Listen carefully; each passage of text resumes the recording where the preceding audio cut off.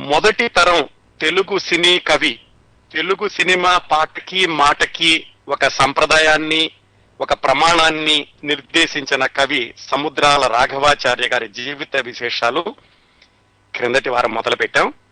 ఈ వారం కూడా అది కొనసాగుతుంది. కార్యక్రమంలోకి వెళ్దామా? క్రిందటి వారం ఏం మాట్లాడుకున్నామో ఒకసారి క్లుప్తంగా చూశాక దానికి కొనసాగింపుగా ఈనాటి కార్యక్రమాన్ని ప్రారంభిద్దామండి.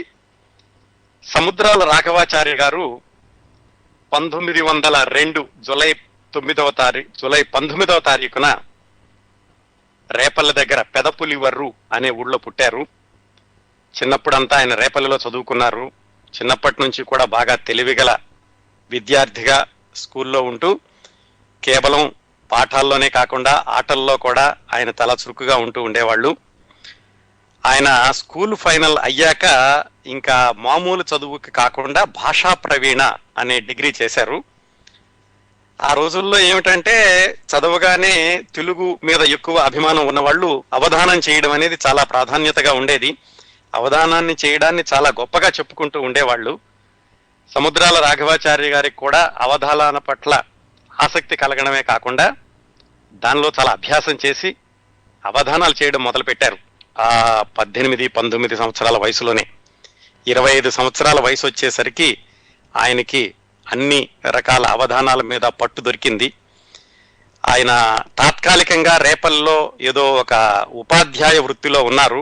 అది కూడా తాత్కాలికం కాబట్టి ఒక స్థిరమైన ఉద్యోగం కోసం వెతుకుతూ ఉన్నప్పుడు ఆయనకి కారంచేడుకి చెందిన జాగర్లమూడి కుప్పస్వామి చౌదరి అనే ఆయనతోటి పరిచయం ఏర్పడింది.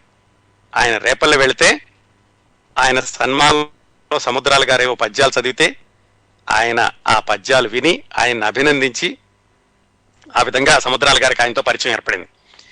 మాటల సందర్భంలో ఇలాగా నేను ఒక స్థిరమైన ఉద్యోగం కోసం చూస్తున్నాను అంటే ఆ జాగర్లమూడి కుప్పస్వామి చౌదరి గారు సముద్రాల రాఘవాచార్య గారిని మా దగ్గరికి వచ్చేసేయండి, ఏదో ఒకటి చూస్తామన్నారు.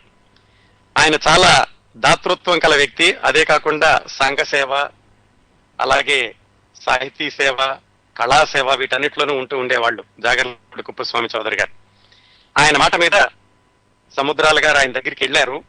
అయితే ఆయన దగ్గర వెంటనే ఉద్యోగం అనేది ఏమీ లేదు, కానీ వాళ్ళ అబ్బాయి ఒక అతను బెంగళూరులో చదువుకుంటూ వెనక్కి వచ్చాడు. అతనికి తెలుగు పూర్తిగా రాదు. అందుకని ఆయన ఏం చెప్పారంటే, సర్లేండి ఆచార్యులు గారు, మీరు తాత్కాలికంగా మా అబ్బాయికి తెలుగు నేర్పుతూ ఉండండి. గుంటూరులో పెట్టాను మా వాడిని చదువుకి, మీరు అక్కడే ఉండి మా వాడికి తెలుగు నేర్పుతూ ఉంటే తొందరలో ఏదైనా ఉద్యోగం చూస్తాను అని సముద్రాల రాఘవాచార్య గారిని గుంటూరులో స్థిర నివాసం ఏర్పరచుకునేలాగా చేశారు. ఆ విధంగా సముద్రాల గారు రేపల్లి నుంచి గుంటూరు వెళ్లారు. గుంటూరులో ఈ జాగర్లమూడి కుప్పస్వామి చౌదరి గారి అబ్బాయికి తెలుగు నేర్పుతూ ఉండగా ఆయనకి ఇంకొక వ్యక్తితోటి పరిచయం ఏర్పడింది. ఆయన పేరు కొసరాజు రాఘవయ్య చౌదరి గారు. ఆయన కూడా ఈ కుప్పస్వామి చౌదరి గారి దగ్గర ఉంటూ ఉండేవాళ్ళు. ఆయన కూడా కవి, కాకపోతే ఆయన జానపద శైలిలో రాస్తూ ఉండేవాళ్ళు. రాఘవాచార్య గారు సంప్రదాయబద్ధమైనటువంటి కవిత్వం రాస్తూ ఉండేవాళ్ళు. అలా ఇద్దరు ఒకే యజమాని కాదు, ఒకే ప్రముఖుడి దగ్గర ఉండడంతో ఒకళ్ళకొకళ్ళకి పరిచయం ఏర్పడింది. వాళ్ళిద్దరూ కలిసి ఏం చేసేవాళ్ళంటే విజయవాడ వెళ్తూ ఉండేవాళ్ళు అప్పుడప్పుడు నాటకాలు చూడడానికి, వేరే ఇతరత్రా పనులకి. అలా వెళ్ళినప్పుడు కొసరాజు రాఘవయ్య గారికి, సముద్రాల రాఘవాచార్య గారికి ఇద్దరికీ కూడా మరొక వ్యక్తి పరిచయం అయ్యాడు. ఆయన పేరు గూడవల్లి రామబ్రహ్మం గారు. ఆయనకి విజయవాడలో ఒక ఫ్యాన్సీ స్టోర్ ఉండేది, వాచీలు ఇలాంటివి అమ్ముతూ ఉండేవాళ్ళు ఆ రోజుల్లో. ఇవన్నీ మనం చెప్పుకుంటుంది ఎప్పుడంటేనండి 85 సంవత్సరాల క్రిందట, 1925-26 ప్రాంతాల్లో అన్నమాట. అక్కడ ఆయనతో పరిచయం ఏర్పడింది. రోజు అప్పుడప్పుడు వెళ్ళినప్పుడల్లా ఆయన షాప్ లో కూర్చుని ఈ సాహితీ సమావేశాలు, కళల గురించి, నాటకాల గురించి మాట్లాడుకుంటూ ఉండేవాళ్ళు. ఇలా జరుగుతున్నప్పుడు గూడవల్లి రామబ్రహ్మం గారి బిజినెస్ దెబ్బతింది. ఆయన కూడా ఉపాధి ఏమిటి, ఎక్కడ దొరుకుతుంది, ఏం చేద్దామని ఆలోచిస్తున్నప్పుడు సముద్రాల రాఘవాచార్య గారు, కొసరాజు రాఘవయ్య చౌదరి గారు ఇద్దరూ కలిసి ఈ జాగర్లమూడి కుప్పం చౌదరి గారికి చెప్పారు, ఇలా మంచి మనిషి, ఇతను వ్యాపారంలో దెబ్బతిన్నాడు, అతను కూడా ఏదైనా చూపిస్తే బాగుంటుంది అని. అప్పుడు ఆ జాగర్లమూడి కుప్పస్వామి చౌదరి గారు గూడవల్లి రామబ్రహ్మం గారిని కూడా రమ్మని, వెంటనే ఉద్యోగం అయితే ఏమీ లేదు, కాకపోతే తాత్కాలికంగా మాకు చీరాల్లో ఒక గెస్ట్ హౌస్ లాంటిది ఉంది, అక్కడ ఉండండి అని అక్కడ పెట్టారు. ఈ విధంగా ముగ్గురు వ్యక్తులు ఒక పెద్ద ఆయన దగ్గర చేరారండి, సముద్రాల గారు, కొసరాజు గారు, గూడవల్లి గారు. ముగ్గురిని ఆధారం వీళ్ళ ముగ్గురులో ఇద్దరికి ఆధారం చూపించాల్సినటువంటి బాధ్యత ఆయన మీద ఉంది. ఆయనే తీసుకొచ్చారు కాబట్టి ఆయన ఏం చేశారంటే చరిత్ర పరిశోధనకి అని చెప్పి వీళ్ళ ముగ్గురిని మద్రాసు పంపించారు. ఒక అసైన్మెంట్ ఇచ్చి మీరు అక్కడ ఉండి మీకు నిర్జీతం ఇస్తాను, అక్కడుండి లైబ్రరీలో పుస్తకాలన్నీ చూసి కమ్మవారి చరిత్ర గురించి పరిశోధించి మీరు రాయాలి అని కొసరాజు గారిని, గోడవల్లి గారిని, సముద్రాల గారిని మద్రాసు పంపించారు. అలా వాళ్ళు ముగ్గురు మద్రాసులో ఉన్నప్పుడు సముద్రాల గారు, గోడవల్లి గారు, కొసరాజు గారు లైబ్రరీకి వెళ్ళి ఆ పుస్తకాలు చదువుతూ ఉండేవాళ్ళు. ఈ మధ్యలో కొసరాజు గారికి లైఫ్ ఇన్సూరెన్స్ పాలసీలు చేయడం అనేటటువంటి చిన్న బిజినెస్ ఉంటే దాంట్లో ఆయన బిజీగా ఉన్నాడు. గోడవల్లి రామబ్రహ్మం గారి మిత్రుడు ఒక ఆయనకి ఏమిటంటే సమదర్శిని అనే పత్రిక ఉండడంతో మునుస్వామి నాయుడు అని అయింది ఆ పత్రిక. ఆయన గోడవల్లి రామబ్రహ్మం గారిని నువ్వు ఎలాగో చరిత్ర పరిశోధన చేస్తున్నావు కదా, నా పత్రికలో కూడా వచ్చి కొంతకాలం పనిచేయి అని ఆయన పిలిచారు. ఆయన సముద్రాల రాఘవాచారి గారిని కూడా రమ్మన్నారు. సరే మీకు సాహిత్యం మీద పట్టుంది కదా, పత్రికలో పనిచేద్దామని. అలా ఒకవైపు చరిత్ర పరిశోధన చేస్తూ వీళ్ళు ఆ సమదర్శిని అన్న పత్రికలో పనిచేశారు. 1 సంవత్సరం ఇలా గడిచాక ఏదో వివిధ కారణాలతోటి వాళ్ళు చేయాల్సినటువంటి పరిశోధన వెనకబడింది. ఈ సమదర్శిని పత్రికలో కూడా వాళ్ళు విరమించుకుని వెనక్కి వచ్చేసారు. మళ్ళా ఇద్దరు, ఎవరు గోడవల్లి రామబ్రహ్మం గారు, సముద్రాల రాఘవాచారి గారు వచ్చేసి మళ్ళా ఏం చేద్దామని చూస్తున్నప్పుడు చల్లపల్లి రాజా గారు ప్రజామిత్ర అనే ఒక పార్టీని పెట్టి ఆ పార్టీ తరఫున ఒక పత్రికను కూడా పెట్టి దానికి గోడవల్లి రామబ్రహ్మం గారిని పిలిచారు. గోడవల్లి రామబ్రహ్మం గారు ఎక్కడికి వెళ్ళినా సముద్రాల రాఘవాచారి గారిని కూడా వెంట తీసుకెళ్తుండేవాళ్ళు. ఇద్దరూ కలిసి మళ్ళీ ప్రజామిత్ర పత్రికలో చేరారు. ఈ ప్రజామిత్ర పత్రిక కొన్నాళ్ళు విజయవాడలో నడిచాక మళ్ళీ అది మద్రాసు వచ్చింది. ఆ సందర్భంలో ఇద్దరూ కలిసి మళ్ళీ మద్రాసు వచ్చారు. కొసరాజు గారు ఇంకా విడిపోయారు. ఆయన మళ్ళా జాగర్లమూడి కుప్పస్వామి చౌదరి గారి దగ్గర కొనసాగుతున్నారు. గోడవల్లి గారు, సముద్రాల గారు మాత్రం మళ్ళా మద్రాసు వచ్చి ప్రజామిత్ర పత్రికని నడపడంలో ఇద్దరు పాలు పంచుకుంటున్నారు. ఇంతవరకు మాట్లాడుకున్నామండి క్రిందటి వారం. ఈ వారం మిగతా కథని కొనసాగిద్దాం. అసలు సముద్రాల గారు ఈ పత్రికా ప్రపంచం నుంచి సినిమా ప్రపంచంలోకి ఎలా వచ్చారు, ఎవరు తీసుకెళ్లారు, ఎంతమంది ఆయన జీవితంతో ముడిపడి మిగతా ప్రయాణం కూడా కొనసాగింది అనే విషయాలు ఈరోజు మాట్లాడుకుందాం. ప్రజామిత్ర పత్రికలో పనిచేస్తున్నప్పుడు ఆ ప్రజామిత్ర పత్రికకి పెద్ద పెద్ద వాళ్ళందరూ వస్తుండేవాళ్ళు. వేలూరు శివరామ శాస్త్రి గారు, త్రిపురనేని గోపీచంద్ గారు, తాపి ధర్మారావు గారు, చలం గారు, ఇలాంటి వాళ్ళందరూ వస్తూ ఉండేవాళ్ళు ఆ పత్రికలో రాయడానికి. కానీ గోడవల్లి రామబ్రహ్మం గారి దగ్గర ఉన్నటువంటి చనువుతోటి కానీ వచ్చి ఆ పత్రికల ఆఫీసులో కూర్చుంటూ ఉండేవాళ్ళు. ఇప్పుడు ఇంకో వ్యక్తిని పరిచయం చేసుకోవాలండి. సముద్రాల గారి సాహితీ సినీ ప్రయాణంలో ఆయనకి ఎదురైనటువంటి మరొక ప్రముఖ వ్యక్తి, అంటే అప్పటికి ప్రముఖం కాదు, తర్వాత అయ్యారు ఇద్దరును.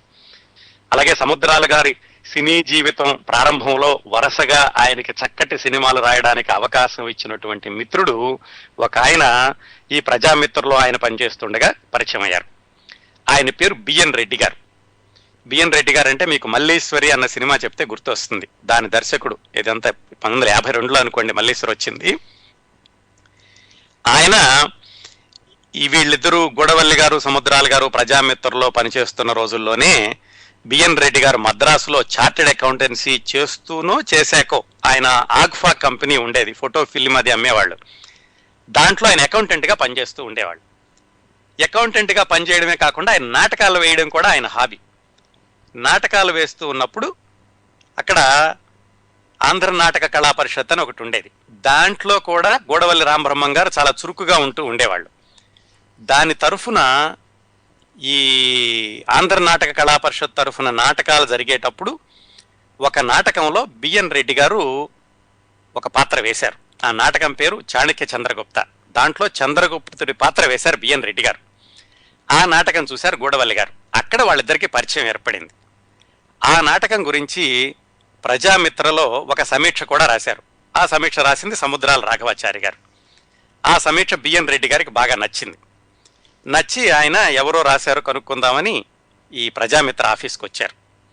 అక్కడి నుంచి గోడవల్లి రామబ్రహ్మం గారు, సముద్రాల రాఘవాచారి గారు ఇద్దరితోటి బిఎన్ రెడ్డి గారికి పరిచయం కొంచెం పెరుగుతూ ఉండడంతో ఆయన రోజు పగలు ఉద్యోగం చేయడం, సాయంకాలం అవగానే వచ్చి పత్రిక ఆఫీసులో కూర్చోవడం అలా చేస్తూ ఉండేవాళ్ళు. బిఎన్ రెడ్డి గారు ఒకసారి రాసుకున్నారు, నిజంగా నేను వాళ్ళ పత్రిక ఆఫీసుకు వెళ్ళడం వల్లే నాకు ఇలా సాహిత్యంతో, సాహితీ మిత్రులతోటి కళ మీద అభిరుచి కానీ పరిచయం కానీ ఏర్పడింది అని రాసుకున్నారు ఆయన. అలా జరుగుతూ ఉండగా ఏమైందంటే ఈ ప్రజామిత్ర పత్రికని ప్రింటింగ్ వేసే వాళ్లతోటి ఏవో ఇబ్బందులు వచ్చినాయి గోడవల్లి రామబ్రహ్మం గారికి. ఆయన ఏం చెప్పారంటే బిఎన్ రెడ్డి గారికి, మీరు కనుక ఏదైనా ప్రింటింగ్ ప్రెస్ పెట్టగలిగితే నా పత్రికని మీ ప్రెస్లో ప్రింట్ చేయిస్తాను, దానివల్ల మీకు కూడా బిజినెస్ వస్తుంది, మీకు కూడా కొత్త వ్యాపారం మొదలుపెట్టినట్టు ఉంటుంది అని ఆయనకి సలహా ఇచ్చారు. బిఎన్ రెడ్డి గారికి కూడా నచ్చింది. ఉద్యోగం ఎంతకాలం చేస్తా, ఏదైనా మంచి వ్యాపారం పెడితే బాగుంటుంది అనుకుని ఆయన బిఎన్కే ప్రెస్ అని ఒక ప్రెస్ పెట్టారు. ప్రెస్ పెట్టి దాంట్లో ఈ ప్రజామిత్ర పత్రికని ప్రింట్ చేయడం మొదలుపెట్టారు. దాంతో గూడవల్లి రామబ్రహ్మం గారికి, బిఎన్ రెడ్డి గారికి, సముద్రాల రాఘవాచారి గారికి మరింత సాన్నిహిత్యం ఏర్పడింది. ఇట్లా ఆ ప్రెస్లో వేస్తున్నారు. బిఎన్ రెడ్డి గారేమో ప్రెస్ని నిర్వహించడం, గూడవల్లి రామబ్రహ్మం గారు, సముద్రాల రాఘవాచారి గారు ఈ ప్రజామిత్ర పత్రికలో పనిచేయడం, అక్కడికి అందరూ రావడం. ఇలా జరుగుతూ ఉన్నప్పుడు అసలు సినిమాల్లోకి ఎలా పరిచయం జరిగింది వీళ్ళకి, ఎవరు వెళ్ళారు ముందు సినిమాల్లోకి అంటే ఇంకొక వ్యక్తిని పరిచయం చేసుకోవాలి. చాలా మందిని పరిచయం చేస్తున్నానండి.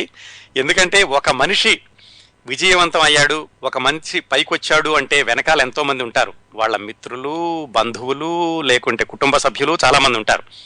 సముద్రాల రాఘవాచారి గారి విషయంలో ఇలా పరిచయమైనటువంటి ప్రముఖులందరూ కలిసి ఆయన సినీ జీవితానికి పునాది రాళ్లు వేశారనుకోవచ్చు. ఇట్లా ఒక్కొక్కరి పరిచయంతో ఆయన ఒక్కొక్క అడుగే ముందుకు వేయడం మొదలుపెట్టారు. ఈ సందర్భంలో పరిచయం చేసుకోవాల్సిన ఇంకొక వ్యక్తి పేరు ఏమిటంటే పివి దాస్. ఆయన పూర్తి పేరు పినపాల వెంకటదాస్. ఆయనది మచిలీపట్నం. మచిలీపట్నంలో మినర్వా టాకీస్ అని ఒక థియేటర్ ఉండేదండి. ఇది ఇప్పుడు మనం మాట్లాడుకుంటోంది 80 సంవత్సరాల క్రిందటి సంగతి. నాకు తెలిసినంత వరకు 40 సంవత్సరాల కిందటి వరకు కూడా మినర్వా టాకీస్ ఉంది. మరి ఇప్పుడు ఉందో లేదో ఎవరైనా శ్రోతలకు తెలుసుంటే కనుక ఫోన్ చేసి చెప్పండి. ఆ మినర్వా టాకీస్ అన్నటువంటి థియేటర్ని, అలాగే రేపల్లెలో కృష్ణా టాకీస్ అనే థియేటర్ని నడుపుతూ ఉండేవాళ్ళండి. ఆయన పేరు పినపాల వెంకటదాస్. ఆయనకేంటంటే ఈ సినిమా థియేటర్ బిజినెస్ నుంచి సినిమా నిర్మాణంలోకి వెళితే బాగుంటుంది అని 1935-36 ప్రాంతాల్లో ఆయన మద్రాసు వచ్చారు. అప్పుడే టాకీలు మొదలైనవి. 31-32లో కదా మొదట టాకీ వచ్చింది. సాధారణంగా వ్యాపార దృక్పథంతో చాలా మంది వచ్చేవాళ్ళు. అలాగా ఈ పివి దాస్ అన్న ఆయన కూడా మద్రాసు వచ్చి, ఆయనకి ఒక తమిళ మిత్రుడు ఉండేవాడు ఎంటి రాజన్ అని. ఆయనతో కలిసి ఒక ఫిలిం నిర్మాణ సంస్థని ప్రారంభించినప్పుడు తమిళులకు దగ్గరగా ఉంటే బాగుంటుందని వేల్ పిక్చర్స్ అనే పేరు పెట్టారు. వేల్ అంటే కుమారస్వామి త్రిశూలం అన్న అర్థం వచ్చేలాగా అది పెట్టి, ఆయన చాలా చక్కటి వ్యాపార దృక్పథం ఉన్నటువంటి మనిషి. అదేంటంటే సినిమా తీసేటప్పుడు స్టూడియో కూడా మనకే సొంతంగా ఉంటే బాగుంటుంది అని మద్రాసులో పిఠాపురం రాజా గారి బంగాళా ఒకటి ఉంటే ఆ బంగాళాని అద్దెకి తీసుకుని దాంట్లోనే సెట్లన్నీ వేసి దాన్ని వేల్ పిక్చర్స్ స్టూడియో అని పేరు పెట్టి సినిమా తీద్దామని మొదలుపెట్టారు. అలాగా ఇన్ని ప్రయత్నాలు చేసి బందర్ మినర్వా టాకీస్ నిర్వహించినటువంటి పివి దాస్ గారు వేల్ పిక్చర్స్ పేరుతోటి నిర్మించిన మొట్టమొదటి సినిమా సీతా కళ్యాణం. అంతవరకు కూడా, అంటే ఈ సినిమా ముందు వరకు కూడా తెలుగు సినిమాలన్నీ కొల్హాపూర్లోనో, కలకత్తాలోనో, బొంబాయిలోనో తయారవుతూ ఉండేవి. దక్షిణ భారతదేశంలో తయారైన మొట్టమొదటి తెలుగు సినిమా సీతా కళ్యాణం అని చెప్పుకోవచ్చు. అది కూడా ఒక తెలుగువాడు చేసింది. ఈ పివి దాస్ గారు గూడవల్లి రామబ్రహ్మం గారికి మచిలీపట్నం, విజయవాడ రోజుల నుంచి పరిచయం. ఆయన పరిచయంతో పివి దాస్ గారు కూడా తనకు తెలిసిన మిత్రుడు మద్రాసులో ఉన్నాడని సీతా కళ్యాణం సినిమాని నిర్మించేటప్పుడు గూడవల్లి రామబ్రహ్మం గారి సహాయం కూడా అడిగారు. గూడవల్లి రామబ్రహ్మం గారు కూడా సహజంగానే పత్రికలో ఉంటున్నారు, పత్రికలో సినిమా రివ్యూలు అవి రాస్తున్నారు కాబట్టి ఆయన కూడా ఏం చేశారంటే సరేనని చెప్పి పివి దాస్ గారికి సహాయం చేయడానికని ఆ సీతా కళ్యాణం నిర్మాణ విషయంలో ఆయనకి సలహాలు ఇవ్వడం, దాంట్లో పాలు పంచుకోవడం చేశారు. ఆ విధంగా శ్రీకృష్ణ సీతా కళ్యాణం సినిమా పూర్తయింది. రామబ్రహ్మం గారు కొంచెం ఎక్కువగా ఈ సినిమా నిర్మాణ విషయాల్లో వెళుతుంటే సముద్రాల రాఘవాచారి గారు ప్రజామిత్ర వ్యవహారాలన్నీ చూస్తూ ఉండేవాడు. ఆ సీతా కళ్యాణం అయిపోయాక శ్రీకృష్ణ లీలలు అని ఇంకొక సినిమా తీశారు. వాళ్లే ఎవరు, వేల్ పిక్చర్స్ వాళ్లే. ఈ సీతా కళ్యాణం సమయంలో ఇంకొక విశేషం కూడా జరిగిందండి. అదేంటంటే ఆ సినిమాకి సంబంధించినటువంటి ప్రకటనలు, ఆ సినిమా వార్తలు అవన్నీ కూడా ప్రజామిత్రలో ఎక్కువగా రాసేవాళ్ళు. దాంతో ప్రజల్లోకి ఆ సీతా కళ్యాణం గురించిన విశేషాలు ఎక్కువగా తెలిసినాయి.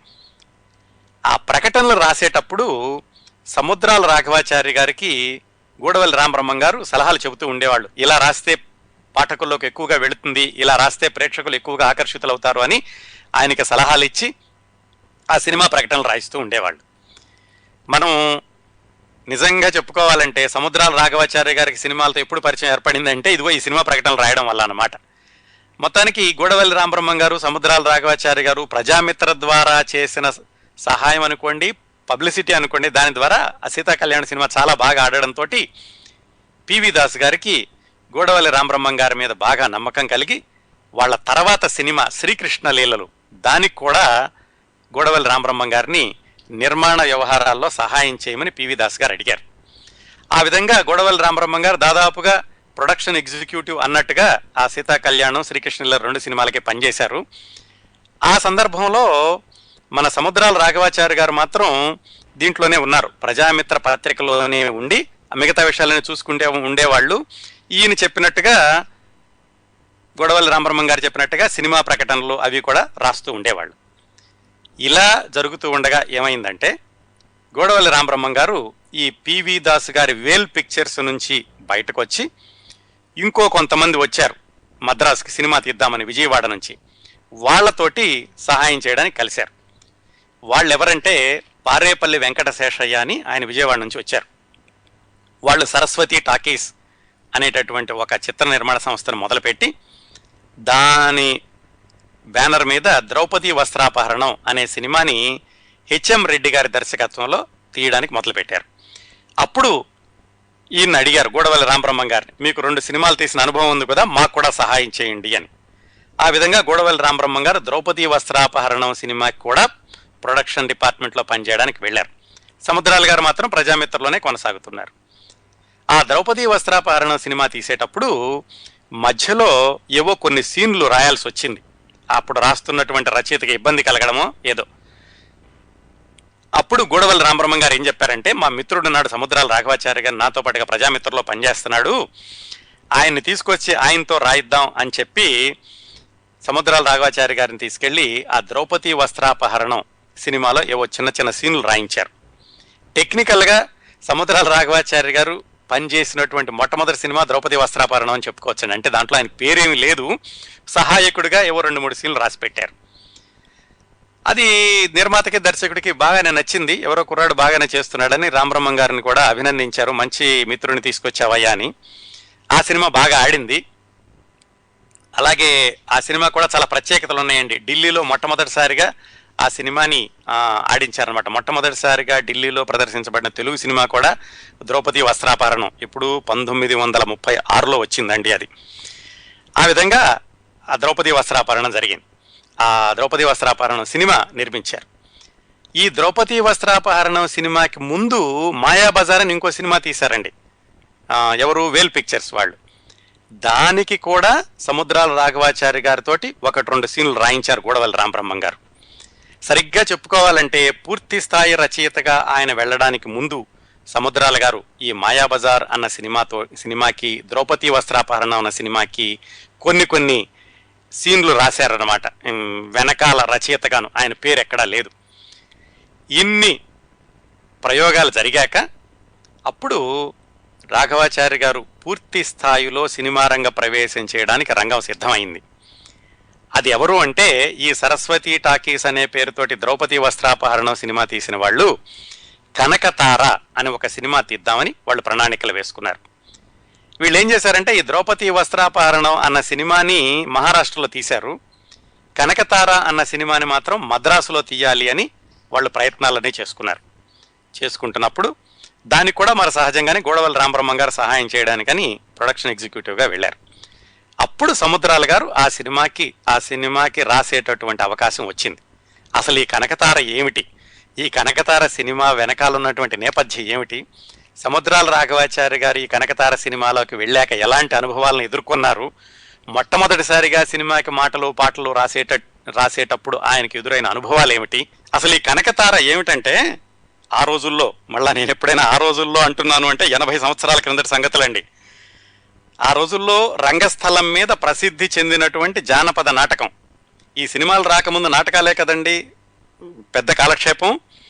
సాధారణంగా నాటకాలు అంటే పౌరాణిక నాటకాలు ఎక్కువగా ఆడుతూ ఉండేవాళ్ళు.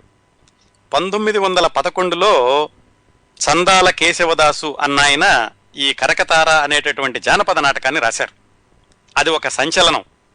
ఎక్కువగా పౌరాణిక నాటకాలు ఆడుతున్నటువంటి రంగస్థలం మీద మొట్టమొదటిసారిగా ఒక జానపద నాటకాన్ని, అందులో కూడా నవరసాలని రంగరించినటువంటి జానపద నాటకాన్ని రాసి ప్రదర్శించడం అనేది ఒక పెద్ద సంచలనంగా చెప్పుకున్నారు. ఆ 1911 నుంచి అంటే టాకీలు రాకముందు నుంచి కూడా ఈ కనకతార అనేటటువంటి నాటకం రంగస్థలం మీద కొన్ని వేలాది సార్లు ప్రదర్శించబడింది. ఈ చందాల కేశవదాసు అన్న రచయితకి మొట్టమొదటి నాటకం అది. ఆయన రాసినటువంటి మొట్టమొదటి నాటకం ఈ కనకతార. ఈ చందాల కేశవదాసు గారే ఆ తర్వాత భక్త ప్రహ్లాద మొట్టమొదటి టాకీలో పాట రాశారు. అందుకని మొట్టమొదటి సినీ కవి చందాల కేశవదాసు గారు అని కూడా చెబుతూ ఉంటారు. ఈ చందాల కేశవదాసు గారు కేవలం భక్త ప్రహ్లాద సినిమాకే కాకుండా ఆ తర్వాత శ్రీకృష్ణ తులాభారం మొదలైన పౌరాణిక సినిమాలకు కూడా కొన్ని పాటలు రాశారు. ఆయన రాసిన పాటలనే తర్వాత 1960 ప్రాంతాల్లో వచ్చిన శ్రీకృష్ణ తులాభారంలో కూడా వాడుకున్నారు. ఈ చందాల కేశవదాసు గారు రాసినటువంటి కనకతార నాటకం వేదిక మీద కొన్ని వేల సార్లు ప్రదర్శించారని చెప్పుకున్నాం కదా. మన ఇప్పటి హీరో అక్కినేని నాగేశ్వరరావు గారు ఆయన కూడా ఈ కనకతార నాటకాన్ని స్టేజి మీద ప్రదర్శించారటండి. అట్లాగే ఈ కనకతార నాటకాన్ని ప్రదర్శించేటప్పుడు రచయిత చందాల కేశవదాసు గారు కూడా కొన్ని ప్రదర్శనల్లో పాల్గొనేవాళ్ళు. అలాగే వేమూరి గగ్గయ్య గారిని ఆ రోజుల్లో మళ్ళీ సినిమాల్లో ప్రముఖ పాత్ర వహిస్తూ ఉండేవాళ్ళు. ఆయన కూడా ఈ కనకతార నాటకాన్ని స్టేజి మీద ప్రదర్శిస్తూ ఉండేవాళ్ళు. ప్రముఖ నటి కన్నాంబ గారి గురించి చెప్పుకున్నాం. ఆవిడ కూడా ఈ నాటకాన్ని స్టేజి మీద ప్రదర్శిస్తుండేవాళ్ళు. కన్నాంబ గారితోటి దొమ్మేటి సూర్యనారాయణ అని ఒక హీరో ఉండేవాడు. ఆయన కూడా ఈ నాటకాన్ని ప్రదర్శిస్తూ ఉండేవాడు. ఇంత ప్రసిద్ధమైంది కనకతార నాటకం. ఆ నాటకాన్ని సినిమాగా తీద్దాము అని చెప్పి ఈ ద్రౌపది వస్త్రాపహరణం తీసిన వాళ్ళు అన్ని ప్రయత్నాలు చేశారు. దానికి కూడా గూడవల్లి రామబ్రహ్మం గారు ప్రొడక్షన్ ఎగ్జిక్యూటివ్గా ఉన్నారు. ఈ కనకతార సినిమాకి మాటలు పాటలు రాయడానికని చందాల కేశవదాసు గారు ఆ సమయంలో బిజీగా ఉండడమో ఏదో అవడంతో కొత్తగా ఎవరైనా దొరుకుతారా, ఎవరితో రాయిస్తే బాగుంటుంది అని వాళ్ళు వెతకడం మొదలుపెట్టారు. నిజానికి ఆ రోజుల వరకునండి, ఆ రోజుల వరకు అంటే 1936 అంటే సినిమాలు వచ్చి 5 సంవత్సరాలైంది అప్పటికి. ఏది టాకీ సినిమాలు వచ్చి. అప్పట్లో ఉన్నటువంటి రచయితలు చెప్పుకోవాలంటే చందాల కేశవదాసు గారు, బలిజేపల్లి లక్ష్మీకాంత కవి గారు, దైతా గోపాలం గారు, వీళ్ళు మాత్రమే ప్రముఖులైన వాళ్ళు. ఇంకా కొంతమంది ఉంటూ ఉండేవాళ్ళు. వీళ్ళందరూ కూడా వేరే సినిమాలతోటి బిజీగా ఉండడం, వాళ్ళకి అవకాశం లేకపోవడంతో గూడవల్లి రామబ్రహ్మం గారు ఏం చెప్పారంటే, మా మిత్రుడు ఉన్నాడు సముద్రాల రాఘవాచార్య, నాతో పాటు ప్రజామిత్రులో పనిచేస్తూ ఉంటాడు, ఇలాగా మిగతా మన ద్రౌపది వస్త్రాపహరణం సినిమా కూడా కొన్ని సీన్లు రాశాడు కదా, అతన్ని పెట్టుకుందాము అని ఆయన సలహా ఇచ్చారు. వాళ్ళు ఆలోచించారు, కొత్త రచయిత ఏవో 2-3 సీన్లు రాశాడు, సినిమా అంతటికే రాయగలడా లేడా, పైగా ఇది నాటకాన్ని సినిమా చేస్తున్నాము, నాటకంలో ఉన్నటువంటి ఆత్మ పోకూడదు, ఇలాంటివన్నీ ఆలోచించి చివరికి ఎలాగైతే వాళ్ళు కూడా సముద్రాల రాఘవాచార్య గారితో మాటలు పాటలు రాయించడానికి ఒప్పుకున్నారు. ముందు సముద్రాల గారికి భయం వేసింది. నేనేమిటి సినిమాకి రాయడం ఏమిటి, ఏవో 2-3 సీన్లు అంటే రాశాను, ఇదంతా రాయగలనా లేదా, పైగా ఇంకోవైపు పత్రిక చూసుకోవాలి, పత్రిక చూసుకుంటూ ఈ సినిమాకి రాయడం నాకు అయ్యే పనేనా అని ఆయన కొంచెం వెనక్కి లాగడం మొదలుపెట్టారు. కాకపోతే గూడవల్లి రామబ్రహ్మం గారు ఏం చెప్పారంటే, నువ్వేం భయపడద్దు ఆచార్య గారు, నేనున్నాను, నేను చూసుకుంటాను, పత్రిక విషయం కూడా ఎలాగా దాన్ని నిర్వహించాలో నేను కూడా సహాయం చేస్తూ ఉంటాను, నువ్వు రా, ఇది నీకు మంచి అవకాశం అని ఎలాగైతే కనకతార సినిమాకి మాటలు రాయించడానికి సముద్రాల రాఘవాచార్య గారిని ఒప్పించారు. చాలా విచిత్రంగా ఉంటుంది కదండి ఇలాంటి సన్నివేశాలు వింటున్నప్పుడు. మనం చాలా పేరు వచ్చేసాక ఏ రంగంలోనైనా వాళ్ళని ఆహా ఇంత పేరు తెచ్చుకున్నారు కదా అనుకుంటాం. మరిదే ప్రారంభంలో చూసినట్లయితే వాళ్ళకు కూడా కొన్ని సందేహాలు, భయాలు ఉంటాయి. ఎవరో ఒకరు ధైర్యం చెప్పేవాళ్ళు ఉంటారు, ఎవరో ఒకరు సహాయం చేసేవాళ్ళు ఉంటారు, ఎక్కడో ఒక చోట మొదటి అడుగు మొదలవుతుంది, అదే సుదీర్ఘ ప్రయాణంగా కొనసాగుతుంది. సముద్రాల గారి విషయంలో కూడా ఈ విధంగా గూడవల్లి రామబ్రహ్మం గారు ఆయనకి ధైర్యం చెప్పి కనకతార సినిమాకి మాటలు రాయడానికని పాటలు రాయడానికని ప్రోత్సహించారు. అయితే బాగానే ఉంది. కేవలం మాట అనుకున్నంత తేలిక కాదు కదా సినిమా రచన చేయడం అంటే. పైగా అది మొదటి రోజులు, సినిమాలు వస్తున్న మొదటి రోజులు టాకీలు. ఇంకోటి ఏమిటి, అప్పటి వరకు కూడా సంభాషణలన్నీ కూడా గ్రాంధికంగా ఉంటూ ఉండేవి. పాటలు కానీ మాటలు కానీ గ్రాంధిక భాషలో సాగుతూ ఉండేది. మరి సముద్రాల రాఘవాచారి గారికి సాహిత్యంతో బాగా పరిచయం ఉంది, సంప్రదాయ సాహిత్యంతో అంతా తెలుసు. కాకపోతే మాటలు రాయాలి అంటే ఆయన కొంచెం సాధన చేయాల్సి వచ్చింది. ఆయన నిర్మాత దర్శకులకు చెప్పారు, ఏమండి గ్రాంధికంలో ఉంటే బాగుండదు, ఇది జానపదం, మనం భాషని కొంచెంగా సంస్కరించుకుంటూ ప్రజల దగ్గరికి తీసుకెళ్లాలంటే వాడుక భాషలో రాస్తే బాగుంటుంది అని ఆయన సలహా ఇచ్చారు. అయితే నిర్మాతకి దర్శకుడికి నచ్చలేదు అది. ఇదేంటండి నాటకం ఉన్నట్టు ఉండాలి, దీన్ని మారుస్తానంటే ఎలాగా, మళ్ళా ప్రేక్షకులకి అందరికీ కొత్తగా ఉంటుంది అని వాళ్ళు వ్యతిరేకించడం మొదలుపెట్టారు.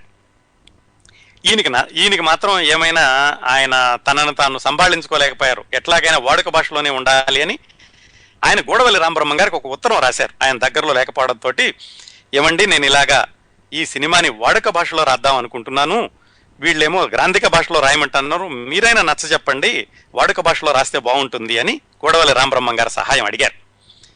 గూడవల్లి రామబ్రహ్మం గారికి కూడా ఈయన చెప్పిన మాట నచ్చి ఆ నిర్మాత దర్శకులకి చెప్పారు, ఏమండి ఆయన రాస్తానంటున్నాడు కదా, రాయనివ్వండి, పోనీ మీకు అంతగా నమ్మకం లేకపోతే ఒక 2-3 సీన్లు రాయించి ఆయనతోటి, ఆ తర్వాత దాన్ని చిత్రీకరించి చూసి మీకు నచ్చకపోతే మళ్ళీ గ్రాంధికంలో రాస్తాడు, ప్రస్తుతం ఆయన చెప్పిన మాట వినండి అని ఆయన సిఫారసు చేశారు. మొత్తానికి వాళ్ళు సర్లే చూద్దాం, కొత్త కుర్రాడు చెప్తున్నాడు కదా అని సముద్రాల గారు చెప్పినట్టుగా ఆయన భాషలోనే రాయమన్నారు. ఆయన వాడుక భాషలో రాశారు. అంటే ప్రేక్షకులకి మరికొంచెం దగ్గర అవుతుంది. కేవలం పాండిత్యం ఉన్నటువంటి ప్రేక్షకులు, ఆ గ్రాంధిక భాష తెలిసిన ప్రేక్షకులే కాకుండా మామూలు వాళ్ళకు కూడా దగ్గర అవడానికని ఆయన 2-3 సీన్లు రాశారు. ఆ 2-3 సీన్లు తీసి తెర మీద వేసి చూసుకున్నాక వాళ్ళకి బాగా నచ్చి బాగుంది ఆచార్య గారు, మీరు ఇలాగే రాసేసేయండి అని చెప్పి ఆయన్ని కొనసాగింపలాగా చేశారు. ఒక విధంగా చెప్పాలంటేనండి, తెలుగు భాషని తెలుగు సినిమాల్లో ప్రేక్షకులకి దగ్గరయ్యేలాగా చేయడంలో మొట్టమొదటి పునాది రాయి వేసిన వ్యక్తి సముద్రాల రాఘవాచార్య గారు అని చెప్పుకోవచ్చండి ఈ కనకతార చిత్రం ద్వారా. సరే, మాటలైతే రాశారు. పాటలు ఏం చేయాలి? సముద్రాల రాఘవాచార్య గారు అంతవరకు పాటలు ఎప్పుడు రాయలేదు. పాటలు ఎలా రాయాలో కూడా తెలియదు ఆయనకి. ఏవో కవిత్వం రాశారు, అవధానాలు చేశారు, పద్యాలు చెప్పేవాళ్ళు. ఈ కనకతార అప్పటికే రంగస్థల నాటకం కదా, అందుకని రంగస్థల నాటకంలో అప్పటికే పద్యాలు పాటలు ఉన్నాయి, వాటినే ఉపయోగించుకుందాం అనుకున్నారు. మళ్ళీ అక్కడ సందేహం వచ్చింది. ఎందుకు?